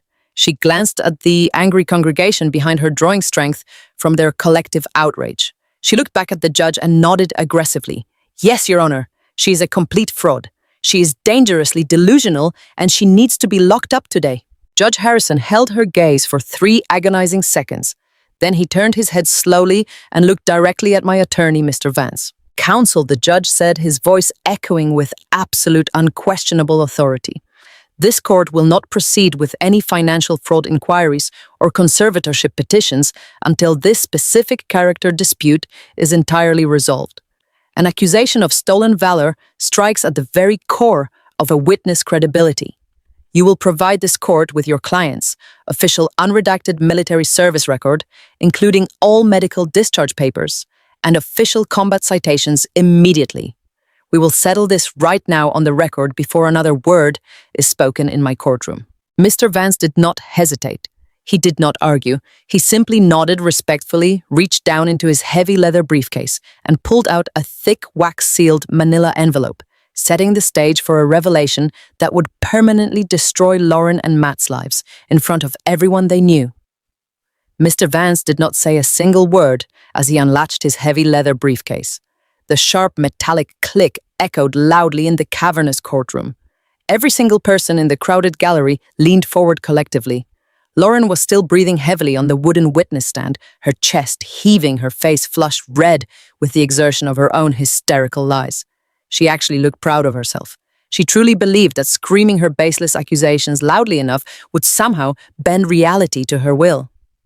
She thought she had successfully painted me as a delusional, pathetic fraud who purchased a fake military medal on the internet just to get attention and discounts at the local grocery store. She thought she had delivered the final fatal blow to my independence. Mr. Vance reached deep into the dark interior of his briefcase. He did not pull out a standard white legal document. He pulled out a thick manila envelope. It was noticeably older than the crisp settlement papers he had submitted into evidence earlier that morning. The corners were slightly worn and frayed from years of storage. But the most striking feature was the heavy dark red wax seal stamped firmly across the back flap. It was an official unbroken seal from the United States Department of the Navy. I had never spoken about that envelope to anyone in my family. I had never spoken about the specific events that earned me the Navy Cross. When I returned from my deployment in Afghanistan, I logged those traumatic memories away in a very dark, very quiet place inside my mind. The medal was not something I paraded around. It was not a shiny trophy to be displayed on a mantle. It was a heavy, solemn reminder of the brave Marines who bled out in the dirt right beside me. It was a permanent reminder of a highly classified operation that went catastrophically wrong in a remote, hostile valley. I kept the official citation sealed because reading the words brought the smell of burning metal cordite and copper blood directly back into my lungs. But now, in this sterile suburban courthouse, my profound military silence had been aggressively weaponized against me by the people I trusted most. Mr. Vance walked slowly toward the elevated bench. He held the thick envelope with a deep, deliberate reverence. He did not casually hand it to the bailiff to pass along. He extended his arm and presented it directly to Judge Harrison. The judge looked down at the dark red wax seal. He looked up at Mr. Vance. Then he looked across the room at me. For the first time all morning, the stern, irritated impatience on his weathered face completely vanished. It was instantly replaced by a sharp, highly focused intensity. He reached out and took the envelope from my attorney. The thick paper made a rough scraping sound against the polished mahogany of his desk. Lauren shifted nervously in the wooden witness box. Her triumphant, confident smirk began to falter just slightly, curling downward at the edges. She did not know what was hidden inside that envelope, but she possessed a greedy predator's instinct for impending danger. She darted a quick look over at her husband. Matt was sitting completely frozen at the defense table. His face was the color of wet ash. He was staring at the official red wax seal with an expression of pure, unadulterated terror. He knew I had served. He knew I had been severely wounded overseas before the neighborhood explosion ever happened. And he was slowly realizing that his arrogant wife had just walked directly into a federal trap. Judge Harrison picked up a heavy silver letter opener from his desk. He slid the sharp blade directly under the flap of the envelope. The sound of the thick wax breaking and the aged paper tearing was incredibly loud in the dead silence of the courtroom. It sounded exactly like a dry bone snapping in half. The judge pulled out a small stack of documents. The paper was heavy official government stock. The top page was heavily redacted, covered in thick black lines obscuring classified operational details, grid coordinates, and tactical maneuvers. But the central citation, the official unclassified narrative of my actions on that day, was entirely visible and clear. Judge Harrison put his heavy reading glasses back on his face. He lowered his eyes to the illuminated page. I stopped breathing entirely. The courtroom around me seemed to instantly fade away. The polished wood paneling, the nervous church congregation, the arrogant sister-in-law, all of it completely dissolved into a blinding white haze. I was suddenly dragged back into the punishing, suffocating heat of the Helmand province. I could feel the sharp grit of the desert sand grinding in my teeth. I could hear the deafening, rhythmic crack of enemy machine gun fire echoing violently off the Rocky Canyon walls. I could hear the desperate screaming over the radio. I remembered the exact horrifying moment our mounted convoy was ambushed. I remembered the blinding orange flash of the improvised explosive device that tore through the heavy armor of the lead vehicle, sending a shockwave that rattled my teeth inside my skull. I watched Judge Harrison read silently. His eyes scanned the first few lines of the text. Then they stopped moving. He read the exact same lines again, his brow furrowing deeply. His large hands, which had been perfectly steady all morning, while managing the chaotic hearing, grasped the edges of the official paper tightly. His knuckles turned stark white under the courtroom lighting. His eyes widened significantly behind the thick lenses of his glasses. He looked up from the military document and stared directly at me. It was not a passing glance. It was a long, searching, deeply penetrating stare. He was looking at my scarred face, at my artificial prosthetic eye, at my reconstructed shoulder with a completely new and profound understanding. He was no longer looking at a damaged civilian involved in a messy family financial dispute. He was looking at a fellow soldier who had survived a nightmare. He looked back down at the paper. He turned to the second page of the citation. The silence in the massive room was absolute. It was heavy, suffocating, and thick enough to choke on. The 50 members of the church congregation held their collective breath in the wooden pews behind me. They were waiting anxiously for the judge to confirm Lauren's wild, hysterical accusations. They were waiting for him to announce that the sealed envelope contained a psychiatric report proving my severe delusions. They were waiting for the final nail to be driven into my coffin so they could comfortably return to their suburban lives, feeling morally superior. Lauren could no longer handle the agonizing tension. The silence was breaking her mind. She gripped the wooden railing of the witness box so hard her manicured fingers shook. "Your Honor," she said, her voice high-pitched, breathless, and laced with creeping panic. "Your Honor, whatever she just gave you, it is completely fake. She is a pathological liar. She forged those papers just like she forged the bank statements. You have to believe me, she is insane." "Be quiet." Judge Harrison did not yell. He did not reach for his wooden gavel. He spoke the two words in a low, dangerous, rumbling baritone that commanded absolute, unquestionable obedience. The tone was so chilling, so saturated with pure, unyielding authority that Lauren snapped her mouth shut instantly. She shrank back into her wooden chair as if she had been physically struck across the face by an invisible hand. Judge Harrison slowly removed his reading glasses. He placed them on the desk with deliberate, precise care. He picked up the official citation document. He cleared his throat. The sound echoed heavily off the high-vaulted ceiling, demanding the attention of every single soul in the room. This court, Judge Harrison began, his voice ringing with a solemn, heavy resonance, has heard severe, highly disturbing accusations of stolen valor today. This court has heard sworn testimony claiming that Abigail Turner fabricated her entire military service record and fraudulently claimed to possess the Navy Cross. He turned his head slowly on his broad shoulders. He locked his eyes directly onto Lauren. His expression was a flawless mask of cold, terrifying judicial fury. "I will now read the official unclassified citation directly from the Department of the Navy," Judge Harrison announced. He looked down at the heavy paper resting in his large hands. For extraordinary heroism, he read aloud, his voice projecting flawlessly to the very back row of the crowded gallery. For extraordinary heroism while serving as a hospital corpsman attached to a Marine Special Operations team in the Helmand Province, Afghanistan. The congregation gasped as one entity. A collective sharp intake of air swept aggressively through the wooden pews behind me. During a mounted combat patrol, Judge Harrison continued, his voice growing stronger, more forceful, and commanding Sergeant Turner's unit was subjected to a complex, devastating ambush by numerically superior enemy forces, utilizing improvised explosive devices, rocket-propelled grenades, and heavy machine gun fire. Lauren went completely pale. All the artificial color drained rapidly from her face. Her eyes darted wildly around the room, looking for a convenient escape route that simply did not exist. Matt buried his face deep into his hands, leaning his elbows heavily on the defense table. The lead vehicle of the convoy was catastrophically disabled.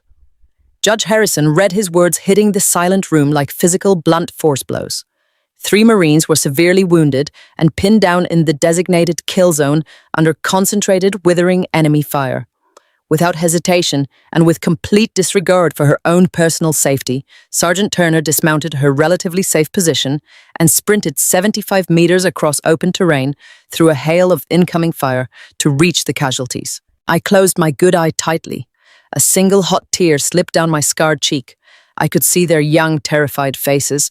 I could see the young Marines I had desperately dragged out of the burning, twisted metal wreckage. I could feel the slick, hot blood covering my tactical gloves. I could smell the burning rubber and the copper scent of death. Upon reaching the disabled vehicle, the judge read, his voice vibrating with raw, unfiltered emotion. Sergeant Turner immediately began administering life-saving medical interventions while actively returning suppressive fire.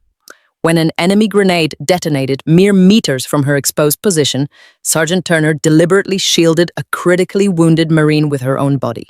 In doing so, she sustained severe shrapnel wounds to her right shoulder and massive facial trauma. The church congregation sat in stunned, paralyzed horror. The exact same people who had just murmured in disgust, fully believing I was a pathetic, attention-seeking fraud, were now forcefully subjected to the brutal, undeniable reality of my sacrifice. They were listening to a federal judge narrate the exact horrifying moment my body was violently torn apart for my country. Despite her own catastrophic injuries, Judge Harrison continued, his voice rising, commanding the entire room with absolute unshakable reverence. Despite suffering massive blood loss and partial blindness, Sergeant Turner utterly refused medical evacuation. Over the next 45 minutes, under continuous heavy enemy fire, she single-handedly dragged all 3 wounded Marines across the open kill zone to a secure medical extraction point. She continued to provide critical trauma care to her team members until she physically collapsed from her own extensive wounds. The judge paused his reading. He looked up at the ceiling for a fraction of a second, taking a deep, steadying breath, clearly composing his own emotions before finishing the document. By her undaunted courage, he read, delivering the final lines of the citation with a powerful, echoing finality. By her undaunted courage, her selfless sacrifice, and her complete devotion to duty, Sergeant Turner saved the lives of 3 United States Marines. Her actions reflect the highest credit upon herself and uphold the highest traditions of the United States Naval Service. Signed, the Secretary of the Navy. Judge Harrison finally stopped reading. He slowly lowered the military document. He placed it carefully on his desk, smoothing the heavy paper with his hands. The silence that followed the reading was not just quiet. It was a heavy, crushing, absolute void. It was the distinct sound of 50 people simultaneously realizing they had been utterly, profoundly manipulated by a sociopathic monster. The members of the church congregation stared at the back of my head. Their faces were pale, streaked with sudden, uninvited tears of immense shame and deep horror. They had looked at my scarred face and my prosthetic glass eye earlier and fully believed Lauren when she said I was a delusional liar. They had harshly judged my broken body as ultimate proof of my insanity. Now they understood exactly what those heavy physical scars truly cost. They understood that the woman sitting quietly at the plaintiff table was not a burden to be discarded. She was a weapon forged in absolute fire. Mr. Vance remained standing perfectly still beside my chair. He did not gloat. He did not turn around to look at the devastated congregation. He simply watched the judge, his posture rigidly straight, embodying the quiet, terrifying confidence of a man who had brought a heavy sword to a neighborhood fistfight. He had known exactly what was resting inside that sealed envelope. He had known the explosive, undeniable power it contained. He had deliberately let Lauren build her towering monument of perjury just so he could demolish it with a single piece of official paper. I turned my head slightly to look at my older brother. Matt was no longer just sitting frozen in fear. He was physically crumbling into pieces. His broad shoulders were hunched tightly forward. He was staring blindly at the floor, his face buried deep in his hands. He was rocking slightly back and forth in his chair. This was the man I grew up with. This was the boy who promised to protect me when we were innocent children. He had sat in that exact same hospital room years ago, weeping uncontrollably and calling me a guardian angel when I saved his only son from the propane explosion. But pure, unadulterated greed had slowly and methodically poisoned his memory. He had allowed his arrogant wife to stand in a public courtroom and declare me a fraud. He had allowed her to spit on the most sacred, painful moment of my entire life. Listening to the judge read the official brutal record of my sacrifice was tearing aggressively through his thick wall of denial. The crushing, suffocating weight of his own profound cowardice was finally breaking his spine in half. But Lauren did not possess the emotional capacity for shame. She only possessed the capacity for self-preservation and panic. As Judge Harrison finished reading the final lines of the citation, the catastrophic reality of her situation permanently locked into place. Her grand plan was entirely dead. The legal conservatorship petition was dead. The stolen $4.5 million was entirely exposed to the court. The blatantly forged legal waivers were sitting on the judge's desk, right next to the verified military record she had just sworn under federal oath was fake. She was trapped in a cage of her own making, and she had personally locked the steel door from the inside. She was trembling violently. Her perfect, expensive pastel dress seemed to swallow her small frame. She clutched the edges of the witness box, her breath coming in short, ragged, panic-stricken gasps. She looked at the judge, begging silently for mercy, hoping desperately to find a way to spin this terrifying new reality. She opened her mouth to speak, to offer some pathetic manufactured excuse, but absolutely no words came out. She was entirely stripped of her grand illusions. Her arrogant, untouchable superiority was completely shattered into a million jagged pieces on the marble floor. Judge Harrison did not say a single word to her immediately. He simply looked at her. He looked at Lauren with an expression of absolute chilling, undeniable disgust. It was a highly specific look reserved for something foul scraped off the bottom of a combat boot. He looked at her as if her very presence in his courtroom was a profound, toxic contamination. The pure, unadulterated contempt radiating outward from the elevated bench was so incredibly intense that Lauren physically flinched and looked away, completely unable to maintain eye contact with the powerful man who now held her entire future in his hands. Then Judge Harrison slowly turned his head. He looked away from the liar trembling in the witness box and deliberately turned his full undivided attention to me. The heavy atmosphere in the massive room completely and instantly transformed. The suffocating clinical pressure of a legal battle evaporated into thin air. It was instantly replaced by an overwhelming sense of profound, undeniable respect. The judge sat tall behind his heavy wooden bench. The stern, uncompromising lines of his face softened into something approaching deep awe. He looked at me, an injured, scarred woman, sitting in a cheap navy suit, and he saw exactly who I was. He saw the hospital corpsman who absolutely refused to quit. He saw the aunt who sacrificed her body to shield a child and then sacrificed her life savings to teach that child how to walk again. He saw the quiet, unyielding, terrifying strength that had frightened my family into committing massive fraud in the first place. He cleared his throat one final time, completely changing the trajectory of the hearing and preparing to deliver a brutal reckoning that would permanently dismantle every single lie they had ever told. Judge Harrison slowly lowered the official military document and placed it flat against the polished mahogany surface of his elevated bench. He smoothed the heavy cream-colored paper with both of his large hands, pressing his palms firmly against the text, as if he were trying to anchor the profound weight of those words directly into the foundation of the courthouse. The silence that immediately followed the reading of my combat citation was not merely a lack of noise. It had transformed into a heavy, suffocating physical entity that pressed down on the chest of every single person occupying the room. It was the absolute undeniable vacuum created when a massive, meticulously constructed lie is completely instantly obliterated by the blinding light of the truth. I could hear the erratic, ragged breathing of my sister-in-law coming from the wooden witness box.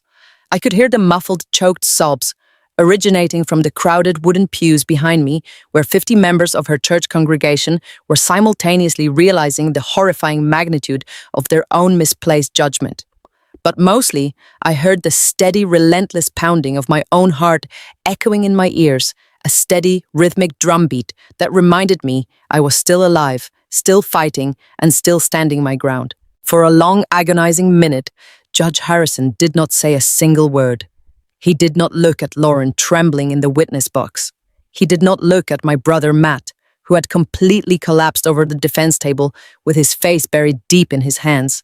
He took his time, deliberately removing his thick reading glasses, folding the arms inward with a sharp metallic click, and setting them down next to his wooden gavel. The air in the courtroom was thick with a tension so absolute, it felt as though the oxygen had been entirely completely sucked out of the room. The judge placed both of his hands flat on the edge of his bench. He pushed his chair back slightly. The leather creaked loudly in the vast quiet space.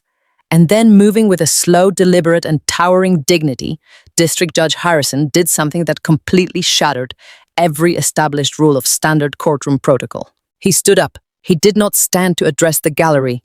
He did not stand to announce a recess. He stood up to his full imposing height directly behind the bench, squaring his broad shoulders and turning his body entirely toward the plaintiff table where I was sitting.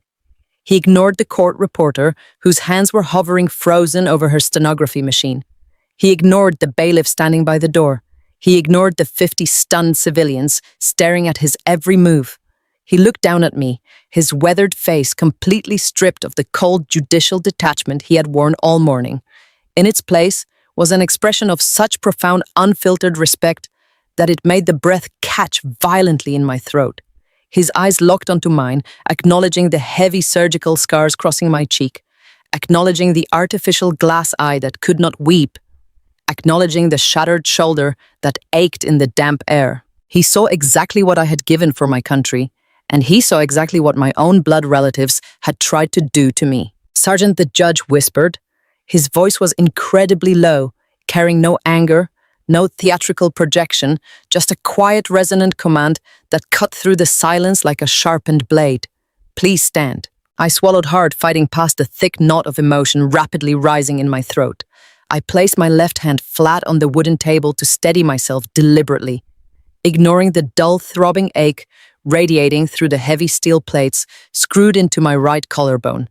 I pushed my chair back, scraping the wooden legs across the marble floor, and I stood up. I did not stand like a broken victim of a tragic neighborhood accident. I did not stand like a vulnerable, disabled civilian asking a court for protection. I pulled my shoulders back, lifting my chin and straightening my spine until I was standing at absolute flawless military attention. I looked directly into the eyes of the man who held my entire future in his hands, waiting for his next words. Judge Harrison did not speak. Instead, he raised his right hand, bringing his fingers together in a tight, crisp motion, and delivered a flawless, deeply respectful military salute directly to me. Time completely stopped in that sterile suburban courtroom. The polished wood paneling, the harsh fluorescent lights, the nervous shuffling of the crowd, everything simply faded away into a white, blinding haze. In that single silent gesture, the judge validated every ounce of pain I had endured over the past year. He validated the agonizing months of physical therapy, the terrifying nights screaming through combat flashbacks, the endless weeks of starving myself to pay for my nephew's medical equipment while my family laughed at my poverty. He recognized the young hospital corpsman who had dragged bleeding Marines through the burning sand of a foreign desert, and he recognized the aunt who had thrown her body over a child to shield him from a fiery explosion. He saw my honor. He saw my truth. The salute was a silent, undeniable declaration to everyone in that room that my sacrifices were real, my valor was authentic, and my character was completely above reproach. I held his gaze, my prosthetic eye staring blankly forward, while a single hot tear slipped from my good eye and tracked a slow burning path down my scarred cheek. I did not wipe it away. I stood tall, accepting the respect I had earned in blood. The reaction from the rest of the room was immediate and utterly catastrophic for the people who had tried to destroy me. The congregation sitting in the pews behind me was stunned into a paralysis so absolute they looked like a gallery of wax figures. These were the people Lauren had specifically invited to witness my final public humiliation. These were the people who had murmured in disgust just 20 minutes earlier, fully believing Lauren's hysterical screams that I was a pathological liar who had purchased a fake medal on the internet for attention. Now they were staring at a federal judge, standing at attention and saluting the very woman they had just condemned. The profound, overwhelming shame radiating from those wooden pews was a tangible, heavy force. I could hear quiet, horrified gasping. I could hear women weeping softly into their hands, utterly devastated by their own willingness to believe the worst about a wounded veteran. They realized with sickening clarity that they had been actively participating in a cruel, calculated psychological execution orchestrated by a sociopath. Lauren went completely pale. The manufactured peach blush on her cheek suddenly looked jarring and artificial against skin that had turned the exact shade of dirty chalk. Her mouth hung open in a loose, slack-jawed expression of absolute unadulterated terror. The pristine pastel designer dress she had worn to play the role of the tragic, burdened caregiver now looked like a foolish costume on a cornered predator. Her manicured hands gripped the wooden railing of the witness box so tightly her knuckles were stark bone white. She could not breathe. She could not speak. She realized in that exact agonizing moment that her grand masterful illusion was entirely dead. There was no more manipulating the narrative. There was no more twisting the truth to paint herself as a victim. A federal judge had just validated my military record, validating my character, and in doing so, he had simultaneously exposed every single word she had spoken under oath as a deliberate, malicious perjury. She looked frantically toward her husband, searching desperately for a lifeline, for someone to step in and save her from the collapsing walls of her own lies. But Matt was completely gone. My older brother, the boy who had promised to protect me when we were children, the father whose son I had saved from burning to death, had physically and morally shrunk into a pathetic, trembling shell of a man. He did not look at his panicking wife. He did not look at me. He had curled his body inward, hunching his broad shoulders deeply, dropping his head so far down it nearly touched the polished surface of the defense table. He was trying to make himself as small and invisible as possible, hoping the crushing weight of judicial fury would somehow pass over him. He was a coward who had sold his sister's future for a country club membership and a luxury vehicle, and now he was watching his stolen empire burn to ash without lifting a single finger to stop it. Judge Harrison held the salute for 3 long, profound seconds before snapping his arm down with sharp precision. He did not break eye contact with me as he slowly lowered himself back into his large leather chair. He took a deep, steadying breath, visibly transitioning his demeanor from the respectful reverence of a fellow patriot back to the cold, uncompromising authority of a district judge. He reached out and picked up his wooden gavel. He did not strike the sounding block immediately. He held the heavy wooden mallet in his hand, letting the unspoken threat of its power hang heavily over the silent room. When he finally spoke, his voice was devoid of any warmth. It was a weapon designed to dismantle and destroy. This court, he began, his voice echoing sharply off the high-vaulted ceilings, has heard enough. Based on the irrefutable official documentation provided by the United States Department of the Navy and the profound lack of credible evidence presented by the petitioners, I am issuing an immediate and permanent dismissal of the petition for legal conservatorship over Abigail Turner. The claims regarding her mental incompetence are entirely without merit, completely baseless, and frankly deeply offensive to this court. He paused, slamming the gavel down with a sharp, violent crack that made Lauren physically jump out of her seat. "But we are far from finished here," Judge Harrison continued, turning his dark, furious gaze directly onto the witness box. "Mrs. Turner, you sat in that chair, placed your hand on a Bible, and swore a sacred oath to tell the truth. You then proceeded to deliver a series of calculated, malicious fabrications designed to strip a decorated veteran of her fundamental civil rights. You committed blatant, undeniable perjury in my courtroom, attempting to use the legal system as a weapon of personal destruction." Lauren opened her mouth, a tiny, pathetic squeak, escaping her throat as she tried to form an excuse, but the judge cut her off with a sharp, raised hand. "Do not speak," he commanded, his voice dropping to a terrifying register. "You have lost the privilege of speaking in this room.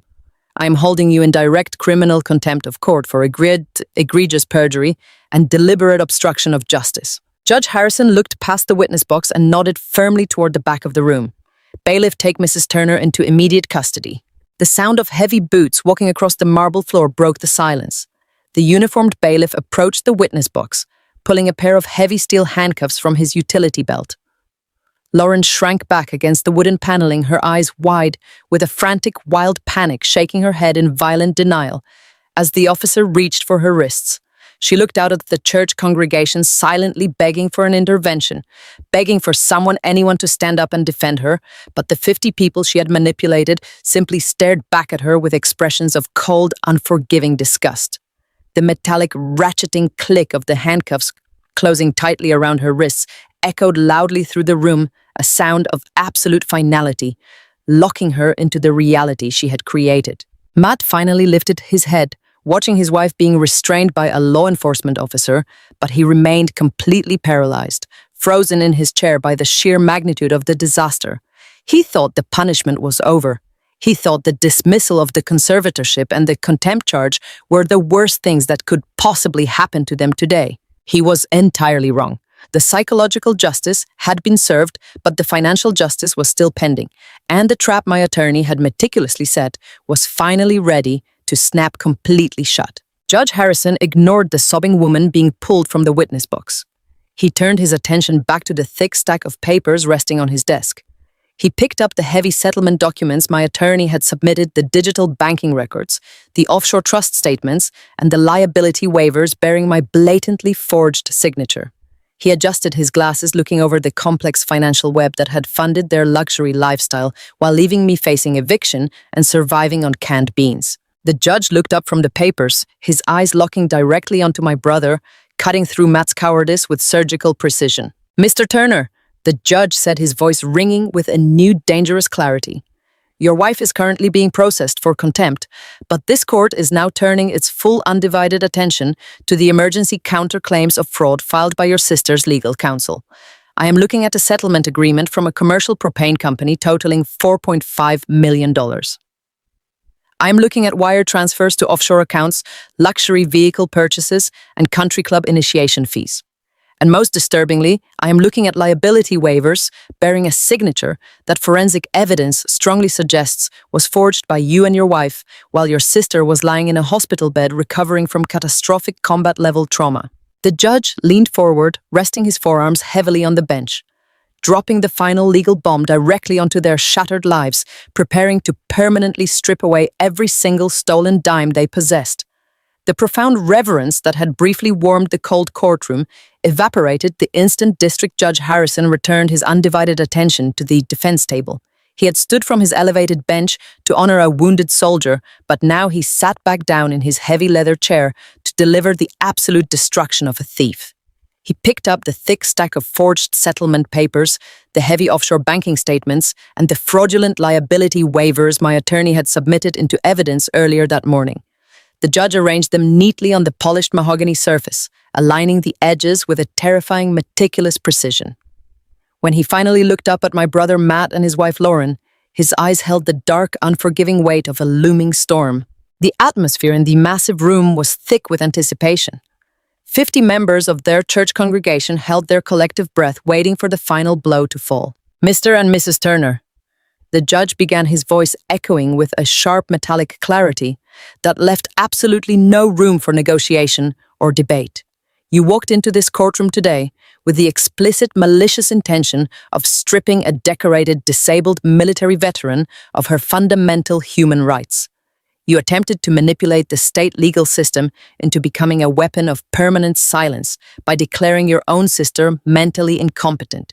But in your overwhelming arrogance and boundless greed, you failed to realize that the justice system also possesses teeth, and you have willingly placed your own heads directly inside its jaws." Lauren was trembling so violently that the wooden railing of the witness box audibly rattled against its brass hinges. She opened her mouth to offer another pathetic, manufactured excuse, but the judge raised his large hand demanding absolute total silence. She clamped her mouth shut, swallowing hard as the last remaining shreds of her untouchable superiority dissolved into pure, unfiltered terror. "I am looking at irrefutable financial documentation." Judge Harrison continued, holding up the digital banking records for the entire room to see. "I'm looking at a formal settlement agreement from a commercial propane company totaling exactly $4.5 million. I'm looking at wire transfers, funneling those exact funds into offshore trusts, shell companies, and luxury investment portfolios under your names. Furthermore, I am looking at liability waivers bearing a signature that forensic experts will undoubtedly confirm was forged by you while your sister was lying in an intensive care unit recovering from catastrophic combat-level trauma." The judge picked up his heavy wooden pen. He did not hesitate. He did not ask for their side of the financial story because their extensive perjury had already destroyed any shred of credibility they possessed. He looked down at the injunction paperwork my attorney had prepared, and he pressed the pen firmly against the paper. Effective immediately, Judge Harrison announced, writing his signature across the formal legal document with forceful, heavy strokes. "I am issuing an emergency judicial freeze on every single asset attached to your names. Your personal bank accounts are entirely frozen. Your offshore trust funds are permanently locked. The platinum credit cards in your designer wallets are completely worthless as of this exact second. This injunction specifically includes the immediate seizure of the brand new luxury Range Rover purchased with stolen funds and the total suspension of your exclusive country club memberships. You no longer possess the legal authority to sell, trade, withdraw, or transfer a single dime. You are entirely financially paralyzed." Matt let out a strangled, desperate breath, grasping his chest as if the judge had physically reached across the room and crushed his ribs. The color completely drained from his face, leaving him looking like a hollow, terrified ghost of the arrogant man who had proudly swung golf clubs while I was facing eviction. He looked down at his tailored charcoal suit and his expensive gold pen, suddenly realizing that he did not actually own any of it. But the judge was far from finished. The financial freeze was merely the opening salvo of their punishment. The true reckoning was still approaching. This is no longer simply a civil dispute over a mishandled estate or a minor family disagreement, Judge Harrison stated, his voice dropping into a deep rumbling register that sent a genuine chill down my spine. The actions documented in this courtroom today crossed the definitive line into severe organized criminal enterprise. I am formally referring both of you to the District Attorney's Office with a strong judicial recommendation for immediate criminal prosecution. The federal and state charges will include, but are certainly not limited to, felony forgery for falsifying a legal signature wire fraud, for moving stolen funds across state lines, and multiple counts of felony perjury for lying under oath during your deposition and inside my courtroom. The words felony and federal prison hung in the air, heavy and inescapable. The reality of their situation finally breached the thick walls of their narcissism. Lauren let out a loud, piercing shriek that echoed harshly off the high-vaulted ceilings. The pristine, immaculate facade she had spent years carefully cultivating shattered completely into a million jagged pieces. She looked down at her expensive designer clothes and her manicured hands, suddenly realizing that her next wardrobe might be a harsh canvas prison uniform. Panic, pure and unfiltered, consumed her entire mind. She turned frantically toward the crowded wooden pews behind her. She looked at the 50 members of her church congregation, the exact same people she had specifically invited to witness my tragic downfall, desperately seeking a lifeline. "Please," she begged, her voice cracking into a hysterical, ugly sob. "You know me. You know we are good people. We were just trying to protect our family from a difficult situation. Tell the judge. Someone please stand up and tell him we are good Christian people who made a simple mistake." The response from the congregation was the most profound, devastating social rejection I have ever witnessed in my entire life. Not a single person stood up to defend her. Not a single voice offered a word of comfort or grace. Instead, the church members physically turned their bodies away from her in absolute collective disgust. An older, prominent church elder sitting in the front row, a man who had brought a casserole to my hospital room years ago, looked directly into Lauren's frantic, weeping eyes.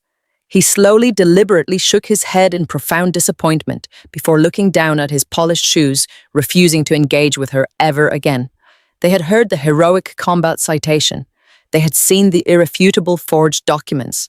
They recognized that they had been maliciously manipulated by a sociopathic monster, and they were entirely finished being her sympathetic audience. Seeing his wife completely abandoned by her community and realizing that the crushing weight of a federal prison sentence was about to fall squarely onto his own shoulders. My older brother made his final cowardly move. Matt abruptly stood up, pushing his chair back so hard it crashed loudly onto the polished marble floor. He pointed a shaking, accusatory finger directly at his sobbing wife, choosing self-preservation over loyalty in the blink of an eye. "Your Honor!" Matt shouted, his voice trembling with pathetic desperation. It was her idea. All of it was her idea. I did not forge that signature on the settlement. She did it behind my back. She set up the offshore accounts. She hired the corrupt lawyers to draft the conservatorship petition. I was just trying to work double shifts and pay off my son's massive medical bills. She completely manipulated me. I had absolutely nothing to do with stealing that settlement money. The betrayal was instantaneous and absolutely vicious. Lauren stopped crying and stared at her husband with an expression of pure murderous shock. She screamed at him, calling him a pathetic, weak liar for all to hear. She yelled that he had happily driven the luxury cars and eagerly drank the expensive champagne while actively agreeing to lock his own sister in a psychiatric ward. They turned on each other like starving wolves in a cage, viciously tearing apart the remains of their own marriage in front of a horrified public audience. They exposed the hollow, rotting core of their relationship, proving that thieves possess absolutely no honor, even among themselves. Judge Harrison slammed his wooden gavel down with a deafening, violent crack that instantly silenced their screaming match. "You truly sicken me," the judge growled, glaring down at Matt with a level of intense contempt that made the large man physically shrink back in fear. "You sat in that chair all morning and allowed your wife to publicly accuse a decorated war hero of stolen valor. You willingly watched your own sister, the brave woman who sacrificed her body to save your only son from burning to death, be humiliated and painted as a delusional fraud. And now, when the severe consequences of your mutual greed finally arrive, you immediately attempt to throw your wife to the wolves to save your own miserable skin. You are a coward, sir, and this court will not entertain your pathetic attempts to play the innocent victim."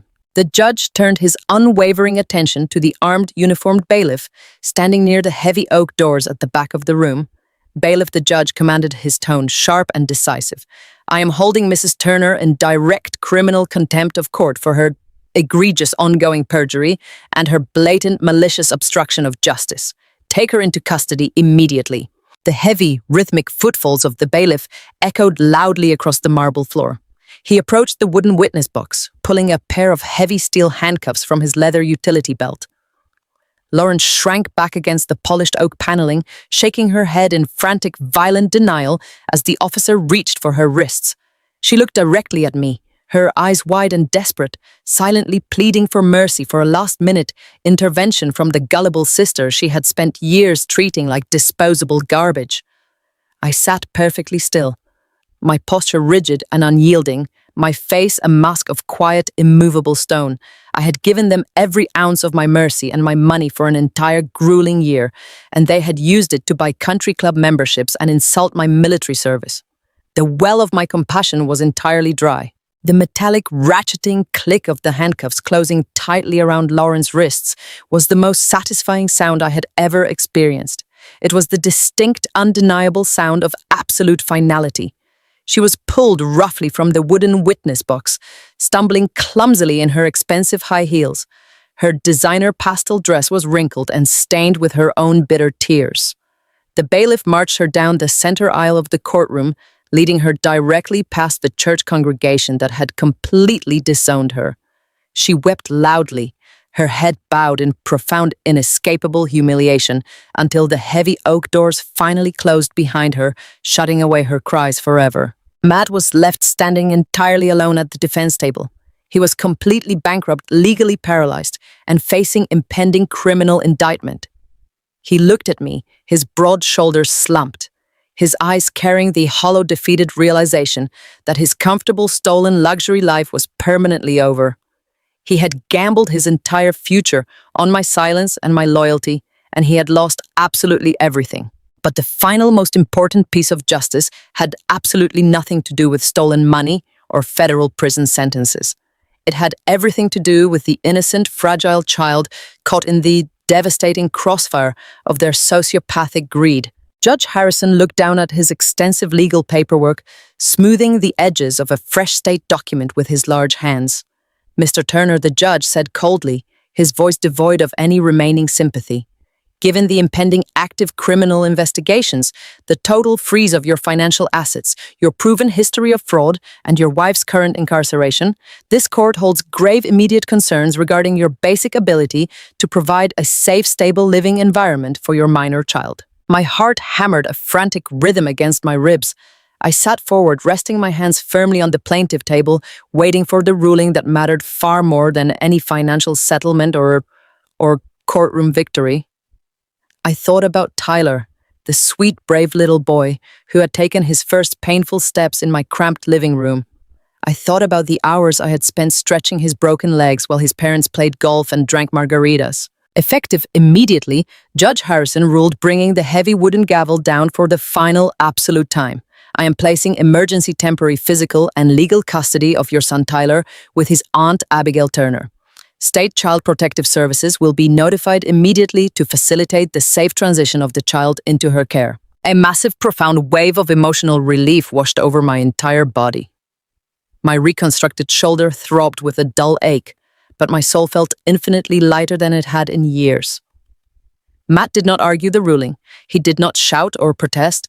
He simply lowered his head, staring blindly at the marble floor, and accepted the devastating reality of his total failure as a father and a human being. I stood up from the mahogany table, my attorney placing a warm, supportive hand on my back.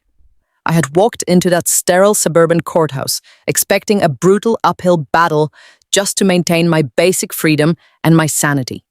I was walking out with full legal and financial backing, the total public validation of my military honor, and most importantly, the absolute legal right to protect the little boy I loved more than life itself.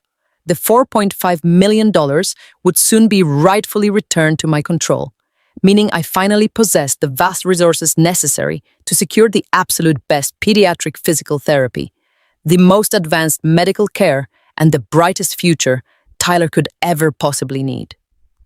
I had survived the deafening explosion. I had survived their malicious betrayal. And now, walking proudly down the marble aisle toward the bright, warm sunlight waiting outside the heavy courthouse doors, I was finally ready to truly live. 6 months have passed since that heavy wooden courtroom gavel came down and permanently shattered the grand, elaborate illusion my brother and his wife had spent years carefully constructing.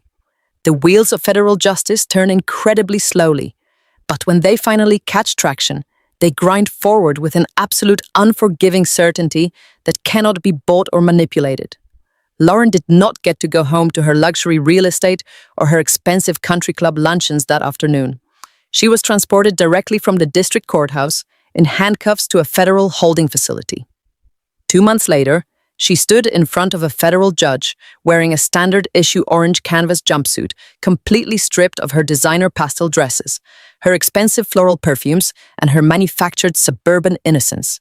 She wept openly in the courtroom, begging for leniency and frantically citing her role as a mother, but the judge was entirely unmoved. He had reviewed the high-definition deposition footage where she confidently called me a delusional cyclops. He had seen the irrefutable proof of the forged signatures and the massive offshore banking transfers. Lauren was officially sentenced to 48 months in a federal correctional institution for felony wire fraud and multiple counts of severe perjury. There are no luxury day spas or hot stone massages where she is living now. There is only a small, cold concrete cell and the crushing daily reality that she completely threw her entire freedom away out of pure, unadulterated greed. Matt did not fare any better in the aftermath of their exposure. The emergency judicial freeze on their assets was merely the opening chapter of his absolute financial and social ruin. Without the stolen multi-million-dollar settlement money to artificially prop up his arrogant lifestyle, his entire world violently collapsed overnight. The bank formally foreclosed on their massive, sprawling home. The brand new luxury sport utility vehicle was immediately seized by federal authorities to pay toward their mounting legal restitution. Matt was forced to declare total humiliating bankruptcy. The man who had proudly stood in my cramped, dark hallway and condescendingly told me to be more financially responsible while I faced imminent eviction is now working a grueling minimum wage job, stocking heavy bags of fertilizer at a local hardware store. He takes the public city bus to work every single morning because he can no longer afford a personal vehicle. He spends his long, exhausting days unloading heavy freight entirely alone, abandoned by the wealthy, arrogant social circle that instantly dropped him the absolute moment the scandal became public knowledge. He gambled his entire future on his ability to exploit my unconditional loyalty, and he lost absolutely everything. As for the stolen settlement funds, my ruthless fraud attorney, Jonathan Vance, aggressively tracked down every single hidden offshore account and corporate shell company they had established.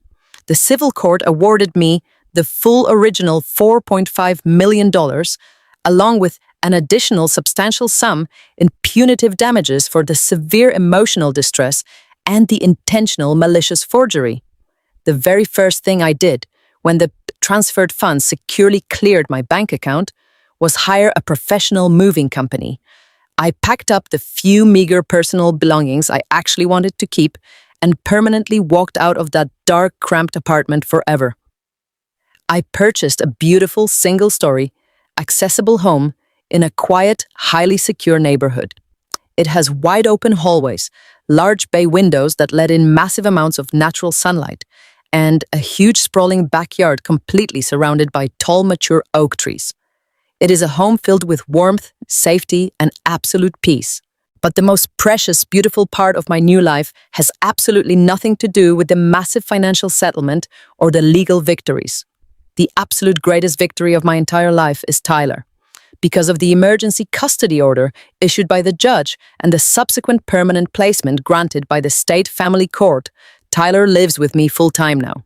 I used a fraction of the recovered settlement funds to hire the absolute best pediatric orthopedic specialists and physical therapists in the entire country. We no longer have to struggle in tears on a worn, cheap living room carpet.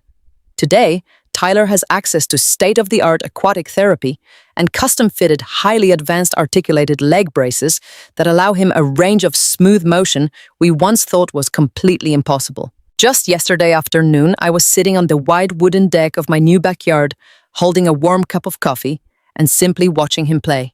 The crisp autumn air was cool and refreshing. Tyler was running across the thick green grass, actively chasing a bright yellow soccer ball. He was laughing so hard, his entire small body shook with absolute joy. His specialized carbon fiber braces clicked softly with every confident step he took, but he moved with an incredible, fierce independence that filled my chest to the absolute brim. He is thriving. He is safe. He is entirely insulated from the toxic manipulation and the conditional transactional love his parents tried to force upon him. I look at him running happily in the bright afternoon sunshine, and I know with absolute unshakable certainty that every single ounce of physical pain and emotional agony I endured over the past 2 years was entirely worth it. I would step in front of 1,000 burning explosions to secure his beautiful smile. Last night, after I tucked Tyler into his comfortable bed and read him his favorite adventure story, I walked into my master bathroom. The house was perfectly quiet. I stood in front of the large, brightly lit vanity mirror, and I looked directly at my own reflection. For an entire year after the catastrophic neighborhood accident, I had actively avoided looking in mirrors. I had deeply hated the heavy raised surgical scars that spiderwebbed violently across the right side of my face. I had despised the glassy, unmoving stare of my artificial prosthetic eye. Lauren and Matt had desperately tried to convince me that those scars made me a damaged, gullible, pathetic burden. They had actively tried to use my broken physical body as definitive proof of my inherent mental weakness. They wanted me to feel so ashamed of my appearance that I would simply hide in the shadows and let them control my narrative forever. But as I stood there, in the quiet, immaculate sanctuary of my own home, tracing the rough, uneven line of scarred tissue across my cheek with my fingertips, I realized something profound had permanently shifted deep inside my soul. I no longer saw a tragic, gullible victim staring back at me. I saw a highly trained military veteran who had survived a literal bomb. I saw a woman who had walked entirely alone through the absolute darkest valleys of betrayal, humiliation, and engineered poverty without ever once losing her fundamental honor. The heavy scars on my face are not marks of stupidity or shame. They are the undeniable physical receipts of my unconditional love and my unwavering, fierce courage. They are the heavy, permanent battle armor of a survivor who absolutely refused to be buried alive by greedy parasites. I smiled at my reflection, and for the very first time since the sky tore open on the 4th of July, I felt completely, deeply, and wonderfully whole.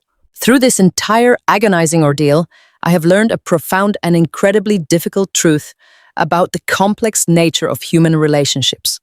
We are often taught from a very young age that blood automatically dictates loyalty. We are constantly told by society that family is a sacred, unbreakable bond that requires endless forgiveness, infinite patience, and silent sacrifice. But I have learned the hard way that this is a dangerous, manipulative lie designed to keep good people trapped in terrible situations. True family is not defined by shared genetics or a common last name. True family protects you when you are at your most vulnerable. True family actively honors your sacrifices and stands firmly beside you in the darkest, deepest trenches of your life without ever keeping a running tally of what you owe them.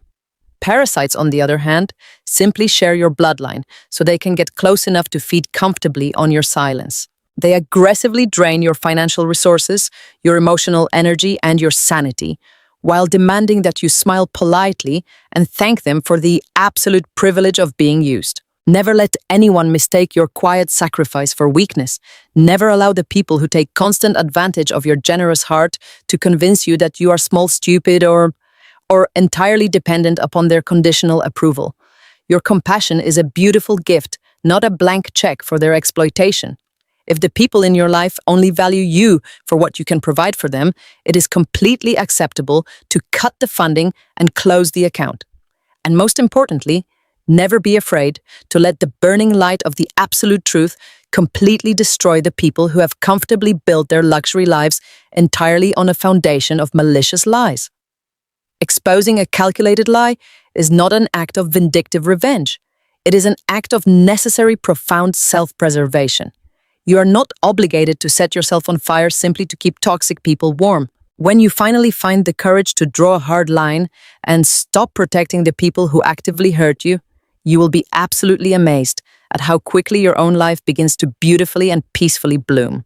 Thank you so much for staying with me until the end of this story. If you have ever had to draw a hard line and take your life back from toxic family members, please hit that like button and subscribe to the channel. Drop a comment below and let me know where you are watching from and what time it is there. I read every single one. Until next time, remember your worth, guard your heart, and always check the receipts. Take care of yourself.